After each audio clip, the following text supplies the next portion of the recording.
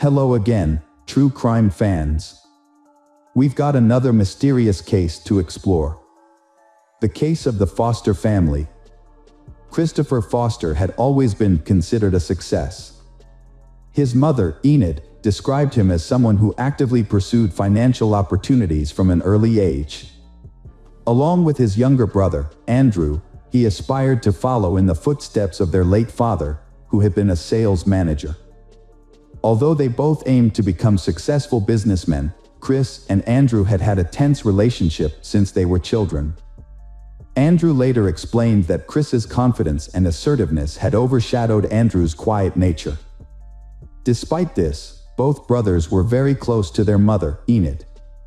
In 1987, Chris married Jill, a housewife, and they had their daughter Kirstie in 1993. Chris's path to wealth began in the late 80s when he worked as a mattress salesman and used inexpensive pizza boxes for insulation. His life changed dramatically after he founded a successful engineering company. This business made Chris a self-made millionaire through the development of an innovative insulation material that became essential in the oil industry.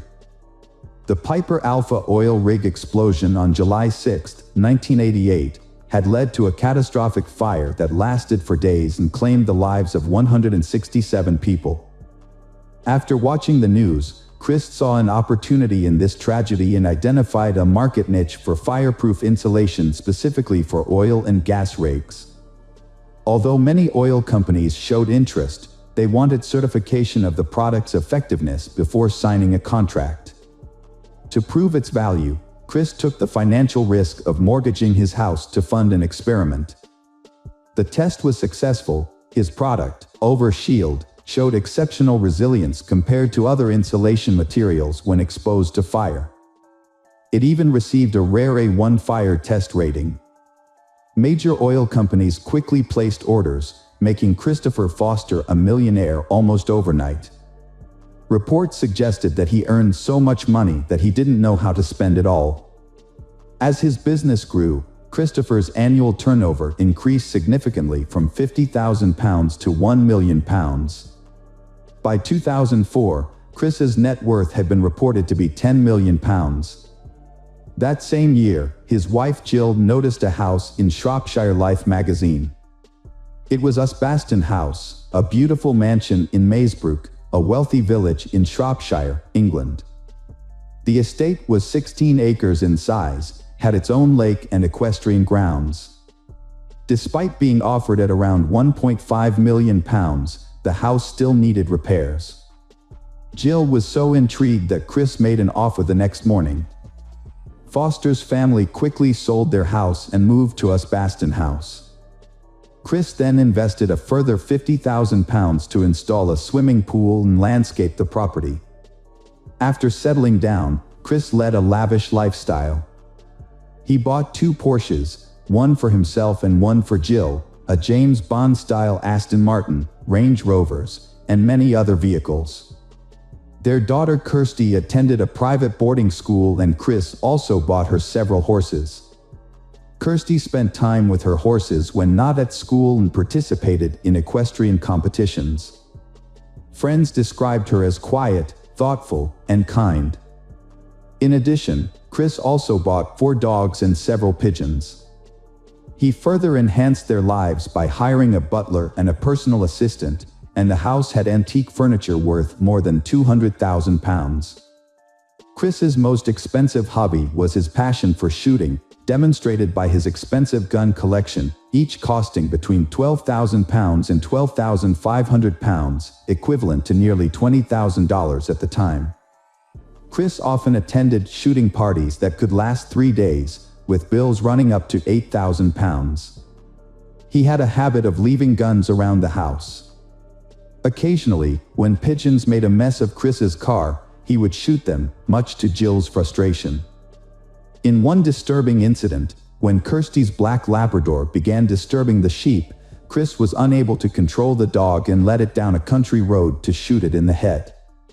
Chris was a successful businessman but lacked a long-term vision. Notoriously impulsive, he craved instant gratification and was quick to cut ties with people who annoyed him. Chris enjoyed being admired and envied by others for his wealth, and social status was very important to him. Over time, both Chris and Jill moved up the social ladder, and it became clear to those close to Chris that he wanted to move away from his roots in Wolverhampton. Jill enjoyed shopping sprees and spent her days doing self-care activities like nail and hair appointments, along with beauty treatments like manicures and Botox injections. Chris and his family regularly went on luxury vacations, staying in luxury hotels and enjoying the best food. These lavish trips could sometimes cost up to £20,000 each, and Chris didn't hesitate to pay. However, unbeknownst to his friends and family, Chris had reached his financial limit and began withdrawing money from his business. His excessive spending had led to financial imbalance, with more money going out than coming in. In 2003, Chris had signed an exclusive contract with DRC, giving them the exclusive rights to produce his oil rig sealant. By 2004, his net worth had been reported to be £1 million. However, by 2005, he owed £2.8 million. Instead of cutting costs, Chris, due to his lavish spending habits, sought more money from other sources. Despite the exclusive agreement with DRC, he signed another contract with another company to sell his products. DRC discovered this infringement and sued Chris, resulting in a lawsuit and DRC acquiring Chris's patent. Chris went bankrupt, and in 2007, his company was dissolved. His assets worth £3 million were frozen and his salary was gone. Despite serious financial troubles, Chris continued to act as if nothing significant had happened. At the same time, Chris became involved in a dispute with his accountant, who reported him to the Inland Revenue for tax evasion. Chris had failed to pay VAT, national insurance, and various other taxes. To deal with his increasing tax obligations, he had to borrow from banks to ease his financial strain. In addition, he had mortgaged the Asbeston house 3 times and withdrawn money from more than 20 different bank accounts. Despite his lavish lifestyle and constant spending, Chris still tried to hide the fact that he was deeply in debt. Chris gradually found himself struggling with overwhelming challenges, aware that time was ticking away and fearful of losing everything.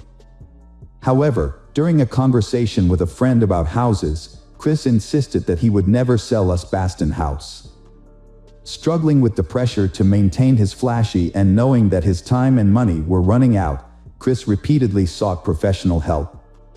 He confided in the doctor, revealing his feelings of depression and suicidal thoughts. He started taking antidepressants. In August 2008, Chris came across a letter from his house managers posted on the front gate.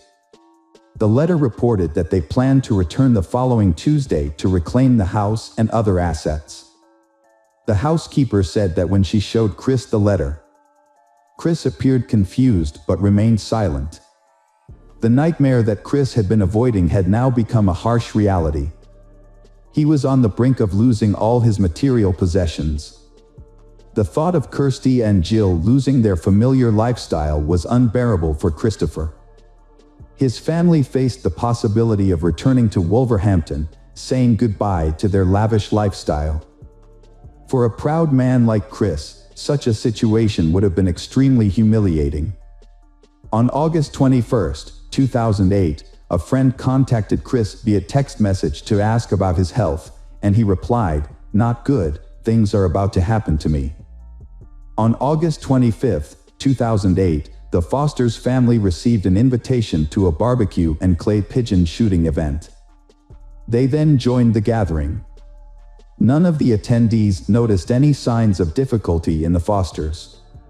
Witnesses recalled that Chris appeared happy. Their family still exuded happiness without knowing what Chris had planned that night. Chris informed Jill that he wanted to leave the gathering. Although Jill wanted to stay a little longer, they eventually left around 8:30 p.m., arriving home just a few minutes later at 8:44 p.m., their route captured by home security footage. Soon after, Jill went to bed. At 11:30 p.m., Chris went upstairs to check on Kirstie, urging her to go to bed while continuing to text a friend online. Around midnight, Chris decided to turn off the internet, causing Kirstie to end her conversation with her friend and go to bed. At 3 a.m., Chris began his violent rampage. He entered Jill's room and used a silencer to shoot her in the head while she was sleeping. Next, he went to Kirstie's room and killed her in the same way. Home security cameras recorded Chris's actions as he carried a shotgun outside the dog cage, killing each dog with a shot to the head. He then went to the stables and killed the horses before burning the stables with the animals inside. Chris appeared expressionless in the video. To prevent firefighters from reaching the house, Chris blocked the main entrance, shooting at the tires to make movement more difficult. He also pumped 200 liters of oil from the family's tank into the house's basement through connecting pipes. It is clear that Chris took deliberate steps to completely destroy the Osbaston house. His actions appeared to have been motivated by a desire to prevent others from acquiring property that he could not keep. Chris burned down his house and covered his car and belongings in oil. The fire quickly spread and destroyed everything. Chris, still carrying a rifle, went back into the house and lay down next to Jill's body in the bedroom, holding her as flames engulfed them. At 4:11 a.m., the security cameras stopped working. A neighbor saw the growing fire and called for help. Firefighters quickly arrived. The fire was too intense and difficult to control. As firefighters tried to put out the fire, neighbors watched the building burn, worried for those inside. In the following days, the media called in to search for Foster's family, but all efforts were unsuccessful.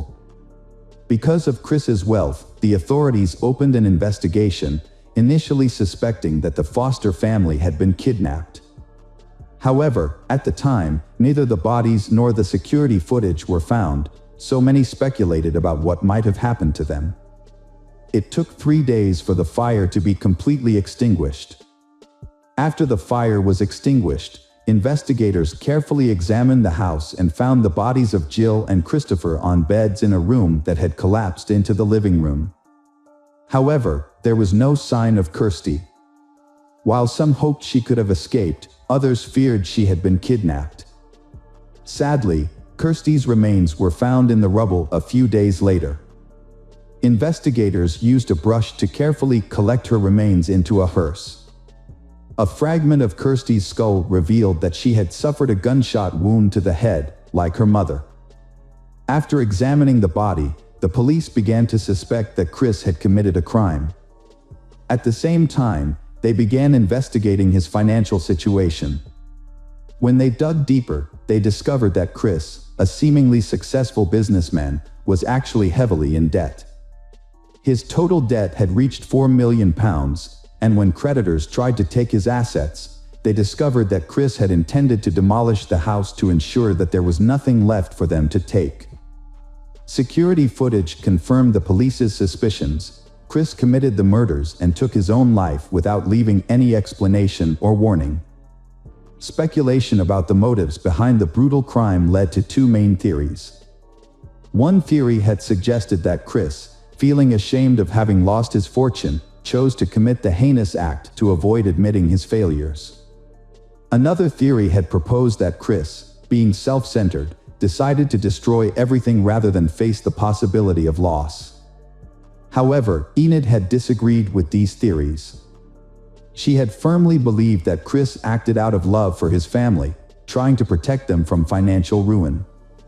She had defended him and felt a deep sense of sympathy for his situation. In contrast, Chris's brother Andrew had held a very different view. Despite not speaking for 16 years, Andrew had briefly considered reconciling with Chris for their mother's sake. However, his fear of a hostile encounter had kept him from reaching out.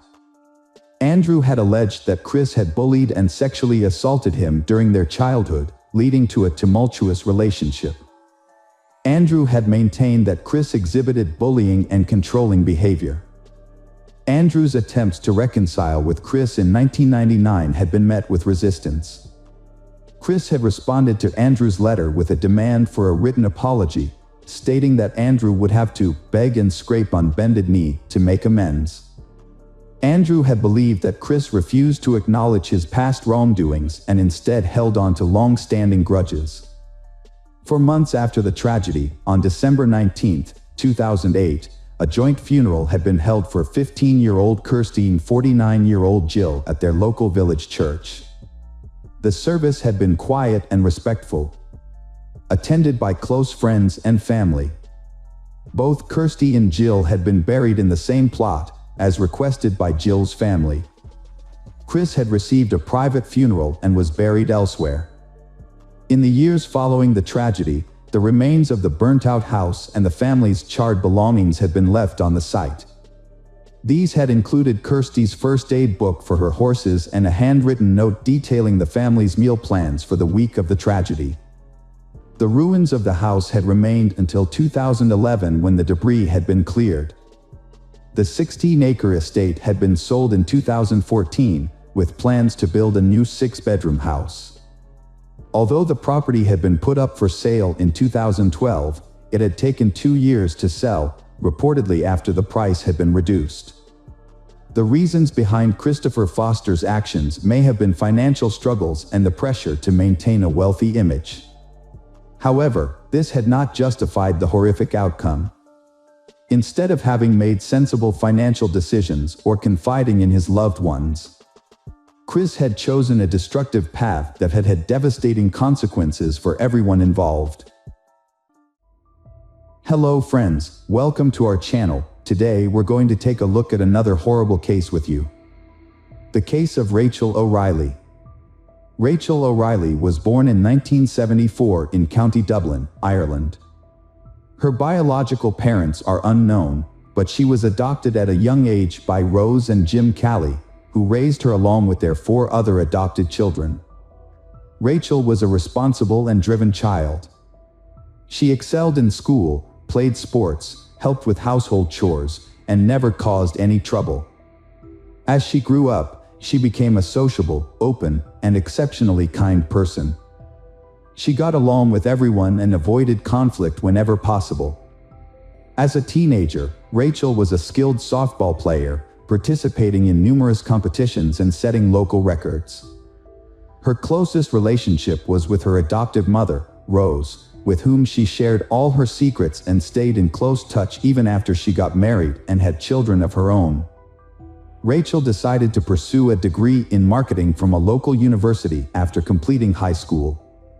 She also landed a job as a salesperson at a city department store and continued to play sports for a local team in her free time. Joe O'Reilly, born in 1972 in County Dublin, Joe grew up in a simple family as the second child of his parents, with an older sister. His parents instilled in him the value of hard work and self-reliance, not spoiling him or his sister. Joe was a tall and athletic boy who enjoyed playing softball. After high school, he chose to study advertising through correspondence and took a job as a manager at a department store. A few months later, Rachel would start working at the same store. Joe was 19 years old when he first met Rachel, who was just 17. He was immediately drawn to her and introduced himself, but despite being charmed by her bright smile and blonde hair, she refused to go on a date with him. Undeterred, Joe began to try to win her over, showering her with compliments and small gifts, such as flowers and chocolates, which he would leave at her workstation in the morning. However, no matter how hard he tried, Rachel remained unimpressed. The entire department store staff was entertained by Joe's attempts to get Rachel's attention, and it even became a running joke. Despite initial challenges, Joe persevered. He made an effort to read Rachel's favorite book, hoping to find common ground for conversation. However, it wasn't until he discovered her passion for softball that he made significant progress. Joe attended one of her games, joined in during practice, and showcased his skills on the field. As a result, the team won, and Rachel was finally impressed by his determination and athletic abilities. She agreed to go on a date with him, and their relationship began to blossom. As they spent more time together, Joe went to great lengths to prove his commitment and affection. He planned a surprise trip to Paris, a city he knew Rachel would love. In a romantic gesture, he proposed to her at the top of the Eiffel Tower. Rachel was overwhelmed by the surprise and happily accepted his proposal. She thought she had found her perfect match, a true prince who would make her happy for the rest of her life. A few years after their wedding, they had 2 sons. They moved to a peaceful and scenic area in Scotland, where they bought a spacious and cozy home, ideal for raising their children. After the birth of their first son, Rachel left her job to focus on taking care of her family. 2 years later, their second son was born, and Rachel dedicated herself to raising their children. Meanwhile, Joe secured a job at an advertising agency, specializing in outdoor advertising, which proved to be a successful career move for him. Those who knew Joe personally described him as a confident, driven, and charming individual. At work, he demonstrated his responsibility, expertise, and attention to detail. As they grew older and started attending kindergarten, Rachel began working as a distributor for a popular cosmetics company and selling household goods to earn extra income. This job allowed her to interact more with her neighbors, who praised her as a wonderful mother and a kind, open person. Meanwhile, Joe became increasingly absent from home, only returning to sleep, shower, and change clothes. He attributed his absence to his demanding work schedule and an upcoming promotion he was eagerly anticipating. Rachel supported Joe as best she could, but as time passed, they started to drift apart, and their family relationships began to deteriorate significantly. A disturbing incident occurred in the summer of 2004 when an anonymous person sent a letter to Child Protective Services, falsely accusing Rachel of being a bad mother who mistreated her sons. In response, a special commission visited their home to investigate the allegations. Although the investigation found no evidence of wrongdoing, and relatives and neighbors described Rachel as a loving and caring mother, the malicious letter damaged her reputation. On the morning of Monday, October 4, 2004, the O'Reilly household began as usual. Joe, the father, left for work at dawn while his wife, Rachel, and their sons were still asleep.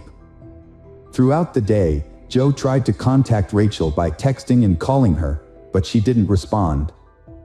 He then called their home phone, but the answering machine picked up, and Joe left a worried message, asking Rachel to call him back as soon as possible.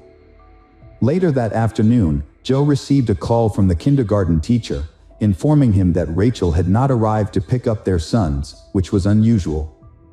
Joe then called his mother-in-law, Rose, to ask if she knew Rachel's whereabouts. When Rose said she didn't know, Joe asked her to check on their house and see if everything was okay. Meanwhile, Joe went to the kindergarten to pick up the children. When Rose arrived at the house, she found Rachel's car in the yard, indicating that Rachel was home. However, the house was dark and quiet, and Rose's calls went unanswered. As Rose entered the house, she was immediately struck by the scene of chaos before her. Cabinets and drawers were open, with their contents scattered all over the floor, giving the appearance of a robbery. Upon entering the bedroom, Rose's was met with a horrific sight. Rachel lay lifeless on the floor, surrounded by a massive pool of her own blood. The walls, furniture, and even the ceiling were splattered with blood, and Rachel's tangled, bloody hair partially concealed her skull. In some places, the bare bones of her skull were visible.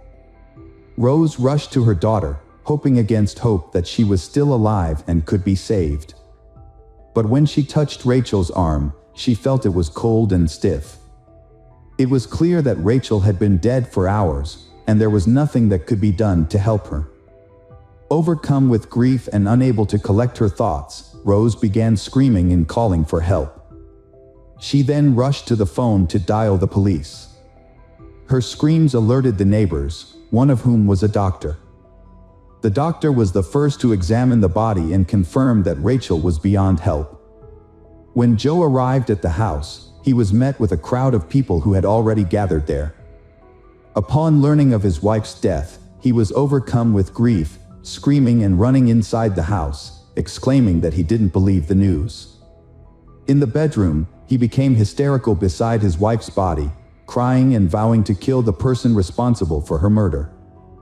According to the police officers who responded to the scene, the crime was one of the most brutal they had ever encountered. The victim, Rachel, had been beaten to death with a heavy blunt object with incredible force. It appeared that she had been attacked from behind, as she showed no signs of having tried to resist or fight back. At first, the scene resembled a robbery, but the investigators' instincts suggested that the brutality of the attack indicated a personal motive or intense dislike.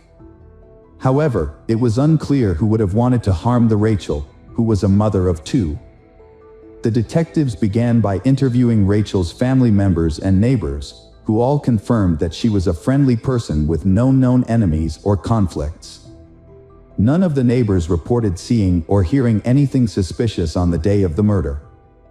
Joe provided an alibi, stating that he was at the bus depot on the other side of town for work, which could be corroborated by a coworker. The scene looked like a robbery, but nothing valuable was taken. A 1,000 euro note was left untouched on the bedside table, and another stash of money was found in a kitchen cupboard, also untouched. A jewelry box on the dressing table was disturbed, but only a pair of chains and earrings were missing, found separately in a drawer. The homeowner reported that a digital camera, silverware, and one of his dumbbells, likely the murder weapon, were missing. The investigation found the situation suspicious. The house was in disarray, and Rachel was brutally murdered, yet only a few items were taken. Joe, answering police questions, was visibly shaken, crying, and feverish. However, one investigator believed that Joe's behavior seemed more like nervous excitement than grief or shock. When asked if his wife might have had an affair, Joe's demeanor changed, and he confidently denied it. He then added that he had not cheated on his wife, but this statement seemed unconvincing. A bag containing stolen items from the house was discovered in the bushes, 2 miles from the crime scene. The bag held a camera, silverware, and a few pieces of jewelry, all of which were on the list of stolen items compiled by Joe. This new evidence led investigators to rule out the possibility of a robbery and reclassify the case as a premeditated murder. As a result, Joe, who had been trying to appear grief-stricken, became the prime suspect. His attempts to convey pain and sorrow seemed insincere, raising suspicions about his involvement in the crime. Joe didn't have an alibi to present, so the detectives had to investigate the details of his day to piece together what happened. According to Joe, he started the morning by stopping at the gym, a routine he followed regularly. The surveillance cameras in the gym's parking lot and inside the gym confirmed his presence. After his gym visit, Joe drove to the office and then headed to a remote bus station in the city to check on the placement of advertisements on buses. A colleague corroborated Joe's account, recalling a phone conversation they had around that time. The investigators then visited Joe's workplace to inspect his computer. This led to a significant discovery. Joe's email contained some suspicious messages that he had partially deleted. Specialists were able to recover the deleted emails, and the police became convinced they were on the right track. Most of the recovered emails were exchanges with Joe's friend and sister, in which he frequently complained about his wife, Rachel, using derogatory language and profanity. Joe's wife had not been attractive to him for a long time, and in fact, he felt a strong sense of disgust towards her. Meanwhile, investigators discovered a suspicious correspondence between Joe and a female colleague named Nikki Pell. Their communication suggested that they were more than just friends and warranted further questioning. Nikki Pell worked at the same advertising company as Joe and was 10 years his senior. Despite their age difference, they had begun an affair. It was unclear when exactly their workplace romance started, but it was evident that Joe spent a significant amount of time with Nikki, often staying late into the evenings and even nights. Joe's wife was unaware of this and was misled into believing that he was busy with work. What was even more alarming was the content of Joe's messages to Nikki, in which he promised that they would soon be together, referring to her as a potential stepmother to his children with his wife, Rachel. Such messages raised suspicions, especially considering that in the event of a divorce, the children would likely remain with their mother. Joe initially denied having an affair, but when faced with irrefutable evidence of his infidelity, he was forced to admit to secretly dating Nikki for some time. Although they had reportedly broken up for over a week before the incident, this revelation raised questions. Following the discovery of the body, the O'Reilly house was sealed off as a crime scene, and no one was allowed to enter while the police conducted a thorough investigation. During this time, Joe stayed with his sister, and the children stayed with their grandparents. At the funeral, Joe was surprisingly calm and appeared to avoid the casket containing his deceased wife's body. When it was his turn to say goodbye, he did so hastily and without emotion. As he left, he appeared unconcerned, saying that the casket could be closed and buried once the family was allowed to return home. When they returned, everything in the house appeared to be in the same condition as the day of the murder, except for the body on the floor. Joe asked his in-laws to accompany him to the scene of the crime, and they agreed, thinking he needed their emotional support. However, as they walked around the room where Rachel had been murdered, Joe began to speculate about the killer's actions. He graphically described the attack, pointing to dried blood spatters and reenacting the blows with his arms. Joe suggested that the perpetrator might have washed his hands and the crime weapon in the bathroom before taking it with him. Although his detailed and unsettling account seemed like an attempt to process his grief, his parents-in-law couldn't shake the feeling that he was reenacting the crime. Rose, in particular, secretly suspected that Joe might have been the one who killed their daughter. Immediately following the funeral, Joe began aggressively seeking media attention. He granted numerous interviews and even invited reporters into his home, providing them with a tour of the crime scene while recounting the events that transpired. 3 weeks after the tragedy, the Rachel loved ones agreed to participate in a television program about the crime. However, while Rachel's parents appeared to be overcome with grief, Joe's behavior on set was remarkably different. He interacted with the makeup team, showing concern for his on-camera appearance, and during breaks, he eagerly accepted and enjoyed the offered snacks and coffee, behaving more like a celebrity than a grieving family member. The police, who were still looking at Joe, decided to follow him and found that from the set he went straight to his mistress Nikki, who spent the night. By that time, the last doubts that he was the killer had already been dispelled, and it remained only to collect irrefutable evidence for the court. Collecting evidence proved to be a time-consuming and challenging task. The main piece of evidence, the murder weapon, remained elusive. Despite this, investigators accumulated enough supplementary evidence. Initially, 2 key witnesses, Nikki and Joe's colleague who corroborated his alibi, faced possible imprisonment for perjury, leading them to recant their earlier statements. Nikki revealed that her relationship with Joe never actually ended, they continued to see each other in secret. Rachel, who discovered their ongoing connection, got into a significant argument with Joe and his wife shortly before the tragedy. In contrast, Joe's colleague, although previously vouching for his whereabouts, could not confidently attest that Joe was at the bus station across town at the time of his wife's murder. He unknowingly corroborated his friend's story at his request, unaware that Joe was a suspect in the crime at the time. Emails retrieved from Joe's computer, in which he made disparaging comments about his wife and planned a future with his mistress and children, were also submitted as evidence in the case. Joe made a deliberate attempt to create an alibi by going to the gym and ensuring he was caught on camera. He then informed his colleagues that he would be unavailable due to a work commitment in another part of the city. However, instead of going to the bus station as claimed, Joe went home, armed himself with a dumbbell, and hid in the bedroom, waiting for his wife to return from taking the children to kindergarten. He launched a surprise attack on her from behind, leaving her no opportunity to defend herself.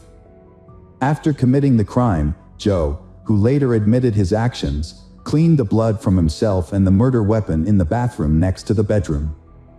He then changed his clothes, scattered his belongings around the house to make it appear like a robbery had occurred, and headed to work. While on his way to the office, Joe got rid of the items he had taken, disposed of the bloody clothes and dumbbells, and made several attempts to cover his tracks by calling his wife's phone, sending her messages, and leaving voicemails asking her to call him back. At the office, Joe exhibited unusual behavior, appearing overly excited and showing signs of nervousness, as evident from his slightly shaking hands. Some of his colleagues noticed his unusual behavior and asked if he was okay, but Joe seemed flustered and, instead of responding, quickly retreated to his office. Shortly after, he received a call from the daycare center informing him that no one had picked up their boys. Instead of rushing home, Joe sent his mother-in-law to discover his daughter's disfigured body first. He believed he had covered his tracks and that his guilt would be impossible to prove. However, his desire for fame and public attention ultimately worked against him. Although most of the evidence against Joe was circumstantial, he was not arrested until 2 years after the crime. His guilt was ultimately proven by tracing his movements on the day of the murder, using data from a cell phone he had kept with him. Notably, at the time of the murder, Joe's cell phone signal was tracked to the home, a fact later confirmed by phone records. Furthermore, it was revealed during the trial that the anonymous letter sent to Child Protective Services, which made false accusations against Rachel, was actually written by Joe's mother at his request. Joe's motive for the murder was to gain sole custody of the children in the event of a divorce.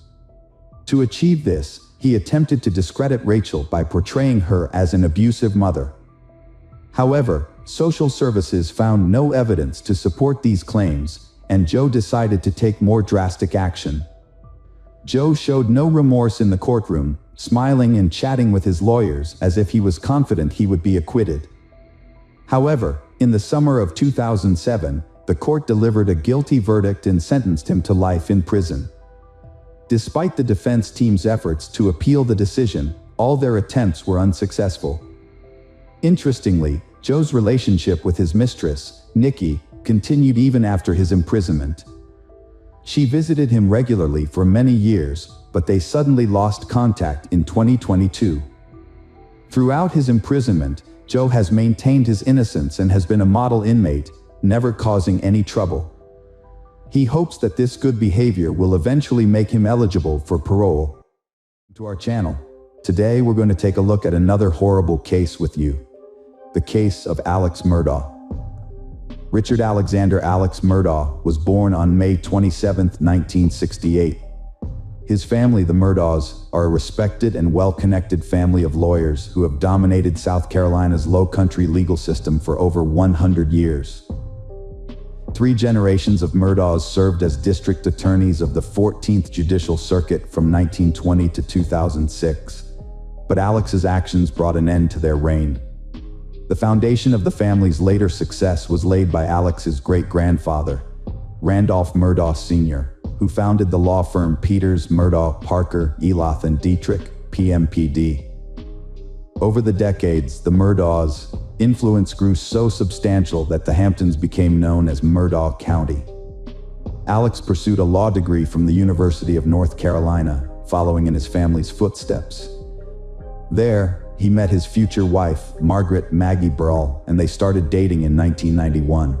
They got married 2 years later, on August 14, 1993, at the Second Presbyterian Church in South Carolina. Alex and Maggie had 2 sons, Richard Buster Murdaugh and Paul Murdaugh. Alex became a personal injury attorney with his family's firm PMPD, aiming to continue his family's legacy. However, unlike his predecessors, Alex misused the power and influence his family's firm provided, using it to conceal financial crimes, theft, and possibly even murder. For over a decade, His wrongdoing went unnoticed until his youngest son Paul was involved in a boating accident that resulted in a girl's death. Paul Murdaugh's boating accident, the latest in a series of suspicious deaths surrounding the Murdaugh family, has sparked speculation that these accidents might be part of a larger cover-up. The theory seems plausible, given the family's history and resources, especially considering how they handled Mallory Beach's death. On February 23, 2019, Paul Murdaugh drove the family boat to a party on Puka's Island. The 19-year-old, fresh out of high school, was accompanied by his girlfriend Morgan Dowie, Anthony Cook, Mallory Beach, and Miley Allman. They were looking forward to an unsupervised night of fun, starting with a house party and an oyster roast on the island. To ensure a fun night, Paul used his older brother's identity card to buy beer and hard liquor. The group departed from the Murdaugh River House around 7 p.m. By midnight, they were ready for more fun, so Paul suggested driving the boat to downtown Beaufort, where he and Connor had a few more drinks. At around 1 a.m., they headed back to the boat. As they walked back, a surveillance camera caught a tender moment between Anthony and Mallory. By this time, Paul had drunk a lot of alcohol, and according to the other passengers, he began acting strangely around 1:15 a.m. Once they were back on the water, the situation rapidly deteriorated. Paul's behavior became erratic, and the group started arguing with him. He was driving the boat in circles, clearly drunk. Anthony wanted to get off on a nearby rock, but Paul refused to let him. Morgan said Paul left the steering wheel multiple times to argue with her and Mallory, who was terrified. According to the GPS data from the onboard Garmin device, the boat's speed increased at some point. Paul was behind the wheel when the boat crashed into the Arur Creek Bridge at 2:20 a.m., despite his denial that he had been speeding. As a result, Mallory was thrown into the water. The others were also hurt, with Connor suffering a broken jaw and Morgan's hand being badly injured. Connor managed to call 911, and help arrived quickly. When the Beaufort County Deputy Sheriff arrived, he found the teenagers in a state of distress. Anthony was particularly agitated, having tried to rush towards Paul after witnessing the scene. The police investigation revealed blood in the main compartment of the boat and a large gash in the hull from the impact. It was clear that all the teens were heavily intoxicated.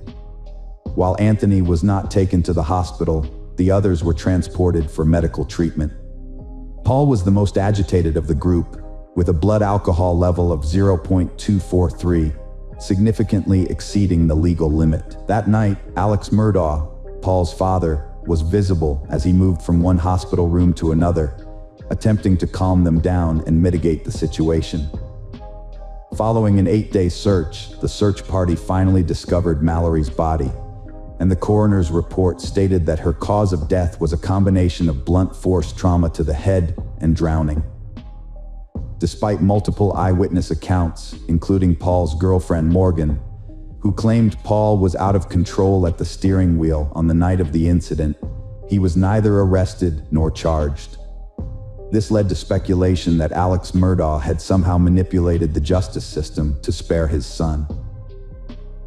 In March 2019, the Murdaugh family faced a wrongful death lawsuit filed by Mallory's family. The lawsuit alleged that Paul's mother, Maggie, was aware her son was drunk when they went boating and had provided the necessary identification to purchase alcohol. It wasn't until April 18, 2019, which coincided with Mallory's 20th birthday, that Paul was charged with 3 felonies: boating under the influence, causing Mallory's death, and seriously injuring 2 other passengers. Paul pleaded not guilty and was released on a $50,000 bond. Unfortunately, Paul did not live to face trial as he passed away before the proceedings. This incident added to the tally of seemingly accidental deaths linked to the Murdaugh family. Additionally, the murder of openly gay teenager Stephen Smith has also been associated with the Murdaughs. Stephen was discovered dead on July 8, 2015, in the middle of a road in Hampton County, South Carolina, with blunt force trauma to the head. The initial ruling was a hit-and-run incident with no suspect arrested. However, Stephen's mother believed he was the victim of a hate crime, as he had been a classmate of Alex Murdaugh's oldest son, Buster, in high school, and there were rumors of a romantic relationship between them. Some people believed that Buster might have been involved in Stephen's death, and that the claim he was killed in a hit-and-run was fabricated to conceal the truth. However, it wasn't until March 22, 2023, that the South Carolina Law Enforcement Division reopened the case, declaring Stephen's death a murder, although no suspects have been identified. The Murdaugh family has also been linked to another tragic event, the death of Gloria Satterfield, their longtime housekeeper. On February 2, 2018, Gloria suffered a severe head injury after falling down the stairs at the family's Moselle residence. She died on February 26, 2018, due to complications arising from her injury. Alex Murdaugh claimed that his dogs ran to greet Gloria at the top of the stairs, causing her to trip and fall backward, hitting her head. However, no autopsy was performed to verify his account, and her death certificate lists the cause of death as natural causes. Gloria Satterfield's sons sued Alex Murdaugh for wrongful death, winning a $4.3 million settlement in 2020. However, they didn't get the money. Instead, Murdaugh and his friend, lawyer Corey Fleming, stole the payout, diverting it to Murdaugh's account without the sons' knowledge. Satterfield's sons sued Alex Murdaugh on September 15, 2021, same day state investigators started criminal probe into Gloria Satterfield's death, sparked by coroner's finding of unnatural causes, leading to exhumation for further investigation. By September 2021, Alex Murdaugh faced financial and embezzlement charges after nearly a decade of fraud schemes, including a money laundering and painkiller ring with his cousin Curtis Smith. On September 4, 2021, Alex Murdaugh concocted a sinister plan. He gave a gun to Curtis and instructed him to shoot him. The goal was for Alex's son, Buster, to collect a life insurance payout of $10 million upon Alex's death. Curtis followed the plan, pulling over where Alex had staged a fake flat tire and shooting him. However, the bullet only caused minor injuries, and Alex was able to call 911 himself. When law enforcement arrived, they suspected foul play but couldn't prove it.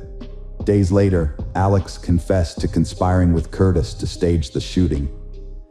His lawyers claimed that he was struggling and that unsavory characters were taking advantage of his vulnerable state of mind. Alex surrendered to authorities when he learned a warrant had been issued for his arrest. He was charged with insurance fraud, conspiracy to commit insurance fraud, and filing a false police report. 2 days after the incident, Alex announced his resignation from his family's law firm, citing his intention to enter rehab for treatment. After leaving the hospital, he expressed regret over his recent decisions, saying that he had made many decisions that he truly regretted. Just hours later, another bombshell dropped when his firm released an official statement accusing Murdaugh of embezzling $792,000 in company funds. The firm's CFO had earlier confronted him about the missing money and subsequently reported him to the authorities. As a result, the South Carolina Supreme Court indefinitely suspended Alex's law license in September 2021. As investigators continued to scrutinize Alex Murdaugh's life, they uncovered a web of financial crimes, including tax evasion, embezzlement, and misappropriation of funds from clients and his law firm. After leaving rehab on October 14, 2021, Alex was arrested again and charged with 2 felony counts of obtaining property by false pretenses. The arrest stemmed from an investigation into his alleged misappropriation of a wrongful death settlement payout related to Gloria Satterfield's case. This time, the court denied him bond. Alex Murdaugh's legal troubles were just getting started. On November 18, 2021, he was indicted on 27 counts of financial misconduct, accused of stealing from his clients, fellow lawyers, and the family of his late housekeeper. Just 3 weeks later, on December 9, 2021, additional charges were filed against him, bringing the total to 48. At the time, The charges included forgery, money laundering, computer crimes, and breach of trust with fraudulent intent. It was estimated that Alex had stolen over $6.2 million from his victims. The state's investigation into Murdaugh's business dealings took months to unravel, with new charges being brought against him almost daily. By June 2022, the number of charges against him had grown to 81. When Alex was formally disbarred on July 13, 2022, he faced a total of 84 criminal charges and 11 lawsuits. Among those who filed lawsuits against the estates of Margaret and Paul Murdaugh was the mother of 19-year-old Mallory Beach. The enormity of these financial crimes led to questions about the character of the once prominent attorney. Was he hiding something even more sinister, such as the murder of his wife and son? If so, what would his motive have been? South Carolina Law Enforcement Division re-examined the double murder case with new info from Alex Murdaugh's financial crimes investigation. They found Alex and Maggie's marriage was troubled, with Maggie living separately at the beach home, an hour from the Moselle property. Marion Proctor stated Maggie Murdaugh was hesitant to meet her husband at their lodge, thinking it suspicious. Despite her reservations, she agreed to visit before seeing his dying father, but was killed beforehand. Maggie and son Paul were found shot dead at their 1,700-acre estate. They were discovered near the dog kennels with multiple gunshot wounds. Paul was shot twice with a shotgun, while Maggie had 5 wounds from an AR-style rifle firing 300 blackout ammo. Alex Murdaugh stated that he had taken a lengthy nap that day before going to visit his ailing mother, who was suffering from dementia. He claimed to have been away for approximately 45 minutes to an hour and a half, and upon his return, he discovered his wife and younger son deceased on the floor near the dog kennels. Alex Murdaugh, a lawyer, killed his family to divert attention from his financial wrongdoings. He faced a subpoena and a hearing on June 10, 2021, and his law firm had discovered his misuse of company funds. Fearing exposure, he allegedly murdered his family. Alex Murdaugh was charged with killing his wife and son 13 months after they were fatally shot. The prosecutor claimed Murdaugh used a shotgun and rifle, but the guns were never found. The defense argued 2 shooters were involved due to different weapons used, and expert testimony suggested the killers were 5'2" to 5'4" inch tall, excluding Murdaugh, who was 6'4". Prosecutors argued that other factors affected the bullet path and that Murdaugh was a suspect from the start. They showed 2 videos of him in different clothes, implying he tried to sway a key witness. Cell phone data shows Murdaugh was at his mom's for 15 to 20 minutes, not 45. A video on Paul's phone at 8:44 p.m. puts Murdaugh at the crime scene, debunking his alibi. Murdaugh admitted lying about his alibi, blaming opioid addiction and paranoia. Prosecutors think he used his wife's phone to create a fake alibi, and cell data shows a suspicious rise in his steps, suggesting evidence tampering. Video from dog kennels was key evidence, leading to Murdaugh's guilty verdict and 2 life sentences. Murdaugh's lawyers seek new trial alleging jury tampering. He faces appeal, criminal charges, and lawsuits. Hello friends, welcome to our channel. Today we're going to take a look at another horrible case with you. The case of Valeria Vivano. Valeria Fernandez Vivano was born on May 29, 1996 in Laguna, a small commune near Santiago, Chile's capital city. She was the youngest of 3 children born to Miguel and Jacqueline Vivano. Valeria grew up with her older biological siblings, Michelangelo and Daniela. Her father worked for a transportation company, while her mother was a dedicated homemaker who focused on raising their children and creating a warm home environment. When Valeria started school, her parents decided to separate, which was a huge shock to her. Although they continued to communicate after the divorce, and her father remained involved in their lives, providing financial support, Valeria harbored resentment towards him. They would occasionally argue, sometimes not speaking for months, but they always reconciled. After the divorce, Miguel Vivano remarried and had 2 more children, becoming Valeria's half-siblings. Despite this, Valeria, Daniela, and Michelangelo maintained warm relationships with them. Jacqueline, on the other hand, never remarried, focusing on raising her children and later caring for her grandchildren from her older children. Valeria showed a strong-willed character, determination, and perseverance from a young age. She excelled academically, participated in sports, and demonstrated courage and a strong sense of justice, often putting others' needs before her own. Valeria's desire to help those around her, protect the vulnerable, and fight for justice likely inspired her to pursue a career in law enforcement. After graduating from high school, Valeria enrolled in the police academy in Santiago, where she graduated with honors in 2016 at the age of 20. The following year, she joined the Chilean police force and began working in the capital's serious crimes unit. From the start of her career, Valeria demonstrated herself to be a dedicated and passionate law enforcement officer, driven by a strong sense of justice. She was deeply committed to her job, performing her duties with diligence and always ready to respond to any situation at a moment's notice. Whether it meant leaving in the middle of the night to investigate a crime scene, pursuing suspects at personal risk, or providing emotional support to those who had lost loved ones, Valeria was always willing to go the extra mile. Her colleagues praised her as kind, cheerful, and friendly, yet she remained a consummate professional and trustworthy partner. Over nearly 5.5 years of service, Valeria received numerous accolades and awards, rapidly advancing in her career and earning the respect of her peers and the admiration of her superiors.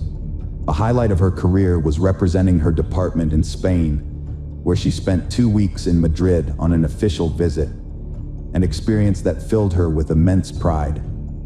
By 2020, she had risen to the rank of assistant inspector. A 21-year-old rookie cop, Lionel Alejandro Contreras Canales, joined the precinct where Valeria worked, fresh from the police academy. Valeria took him under her wing, becoming his mentor in his first job. A few months into their partnership, they got along fairly well.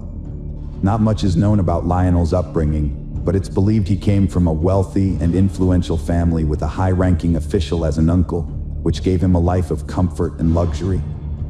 As a result, Lionel was self-absorbed, expecting everything to go his way. Valeria soon caught Lionel's attention, and he made several attempts to win her over, asking her out on dates, but she rejected him each time. Valeria was dedicated to her job and saw workplace romances as unprofessional. She was also strict with Lionel, viewing him as immature. Although Lionel was only 3 years younger, Valeria found his behavior childish and hoped to help him grow up. On May 29, 2021, Valeria turned 25. She celebrated her birthday at her mother's house, surrounded by many guests, including relatives, friends, and work colleagues. However, Lionel was not invited. Valeria intentionally left him out to avoid any potential awkwardness, as he had recently tried to rekindle their romance. When she talked to him about it, he only reaffirmed his feelings for her, which she wanted to keep private from their colleagues. Valeria looked upset despite the festivities. She was trying to conceal her sadness with a fake smile. The recent quarrel with her father had caused days of silence between them, and she had hoped he would put their differences aside and come to her party, giving them a chance to make up. But all he did was send a congratulatory message without even bothering to phone her. Jacqueline, Valeria's mother, noticed her daughter's distress and knew that the rift with her father was the cause of her sadness. Angry at her ex-husband's actions, she was convinced that Miguel would eventually reach out to Valeria and they would talk things through and reconcile. Tragically, Valeria and her father never got the chance to resolve their issues. 2 weeks later, she lost her life in a fatal shooting while on duty on June 13, 2021. Valeria was participating in street patrols and vehicle checks that night, searching for suspects related to a crime that had occurred the previous day in a suburb of the capital. The police had issued an alert for a white Kia Chato, believed to be driven by a suspected criminal who was likely armed and possibly accompanied by others in the car. Valeria was riding in a patrol car with her partner Lionel, driven by Deputy Commissioner Felipe Gilardo. They spotted the suspect's vehicle and immediately gave chase, without waiting for backup. The officers successfully intercepted and blocked the suspect's escape. Canales and Vivano jumped out of their vehicle, guns drawn, and yelled for the offenders to surrender and exit their car with their hands raised. Just then, a single shot rang out, and in the ensuing chaos, Valeria clutched her side and fell to the asphalt beside the police car. Reinforcements arrived simultaneously, and her colleagues heard the shot and saw that she was wounded, but they couldn't fully comprehend what had happened or who had fired.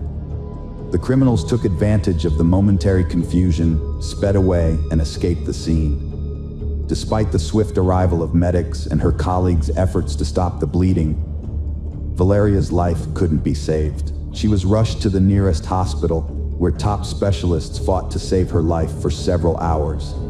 Unfortunately, due to severe blood loss and damage to vital organs, Valeria passed away on the operating table, never regaining consciousness. Valeria's family rushed to the hospital after hearing the news, but they were too late. Miguel, her dad, was overwhelmed with grief and regret, haunted by their recent petty argument. His guilt was so intense, it put his own health at risk. Valeria died in the line of duty during an operation to catch dangerous criminals, hailed as a hero for giving her life to ensure others' peace and safety. Local media extensively covered the story, praising her courage and selflessness. The public was shocked and captivated by the arrests, and soon the suspects were identified as 19-year-old Miguel Alejandro Cupin and his 17-year-old accomplice, whose name was not released due to his age. Both had previous convictions for minor crimes. In response to the arrests, Chile's president, Miguel Juan Sebastián Pinera, issued an official statement promising that those responsible would face the full extent of the law. As the investigation progressed, some facts didn't add up. Valeria's body was returned to her family after the autopsy and buried in a capital city cemetery, with hundreds attending the funeral. Her parents described the experience as a terrible nightmare. Notably, among those who carried Valeria's coffin was her colleague Lionel, who seemed more grief-stricken than anyone else. However, other colleagues reported that there had been recent tension between Valeria and Lionel, to the extent that Valeria didn't even invite him to her birthday celebration. Legal proceedings started right after the funeral against those arrested the next day. Initially, everyone thought the guilty ones were caught and proving it would be easy. But it soon became clear the investigation was flawed, with key details missed and evidence ignored. A month and a half after the officer's death, 2 employees were suspended for their alleged role in the incident. Valeria's parents were called to the prosecutor's office, expecting new evidence. Instead, they were devastated to learn from prosecutor Juan Carlos Carrasco that their daughter died from a bullet fired by her colleague. Subsequent investigations showed that the fatal shot was fired from a service weapon held by one of Valeria's co-workers. A same-day ballistics test confirmed this, but the results were tampered with, and the bullet's characteristics, shape, caliber, and weight were incorrectly recorded in the evidence locker. Furthermore, the bullet had passed through Valeria's body, but it wasn't extracted. Instead, it was reported to have been extracted, and the entry and exit wounds in the forensic reports were switched. The shot was fired into her back, not her abdomen. Furthermore, the detainees who were on trial, claiming to have confessed to their involvement and were on the verge of imprisonment, began filing complaints. They alleged that their confessions were obtained through torture and threats, and the pistol they had with them that evening was not even loaded. Moreover, their involvement in the prior crime that prompted the interception plan that fateful night remained unconfirmed. A surprising twist emerged in the public's perception of Vivano, transforming her from a tragic hero who died in the line of duty to an innocent victim betrayed by her own colleagues. As a result, the main suspect shifted to Felipe Gilardo Ara, who was driving the police car, and Lionel Alejandro Contas Canales, Vivano's partner, who was seated in the back. Both were immediately suspended from duty. On August 5th, it was discovered that the fatal bullet came from a police-issued weapon. A document surfaced showing examination results that implicated Lionel as the prime suspect, as he was the only one with gunshot residue on his hands, a crucial finding that had been mysteriously left out of previous reports. Additionally, several other vital documents, including ballistics examination reports and the pathologist's conclusions, were improperly stored in an archive box that had not been thoroughly reviewed. It remains unclear whether this was an accident, an oversight, or a deliberate attempt to conceal crucial evidence. The police officers involved in the operation to catch the criminals surprisingly became suspects in the murder of their fellow officer. Along with the suspects already arrested, they participated in a reenactment of the events of that night to clarify what had happened. In the reenactment, Philippe, who was driving, explained that he could only see Valeria, who was sitting next to him in the front passenger seat, when she got out of the car. Lionel, who was sitting behind them, also exited the vehicle, but Philippe couldn't see what he was doing. According to Philippe, Valeria took just a few steps before a shot was fired, causing her to fall to the ground. At that point, Lionel rushed to help the injured woman and provide first aid to try to save her life. Lionel gave a different account of what happened, saying that he and his partner Valeria got out of the patrol car at almost the same time, but she rushed forward immediately after the shot was fired. He denied shooting his colleague, Valeria, and claimed that Philippe, the driver, should have seen him trying to help Valeria and confirmed this. According to Lionel, he was the first to assist Valeria and tried to stop her bleeding to prevent her from dying. The investigation managed to reconstruct the events, despite inconsistencies in the witnesses' statements. They found that Canales was behind his partner when the shot was fired, which corresponded with the bullet's trajectory. Furthermore, he was the only one with traces of gunshot residue on his hands. Lionel was arrested as prime suspect after secret reports and test results were released, while other detainees were freed on condition they stay local, lacking evidence to implicate them. But the officers' motives remained unclear. The prevailing theory is that a tragic accident occurred when an inexperienced young officer unintentionally fired his weapon while standing behind his partner. In a state of panic, he attempted to assist her. Later, when submitting his service weapon, he falsely claimed not to have fired it.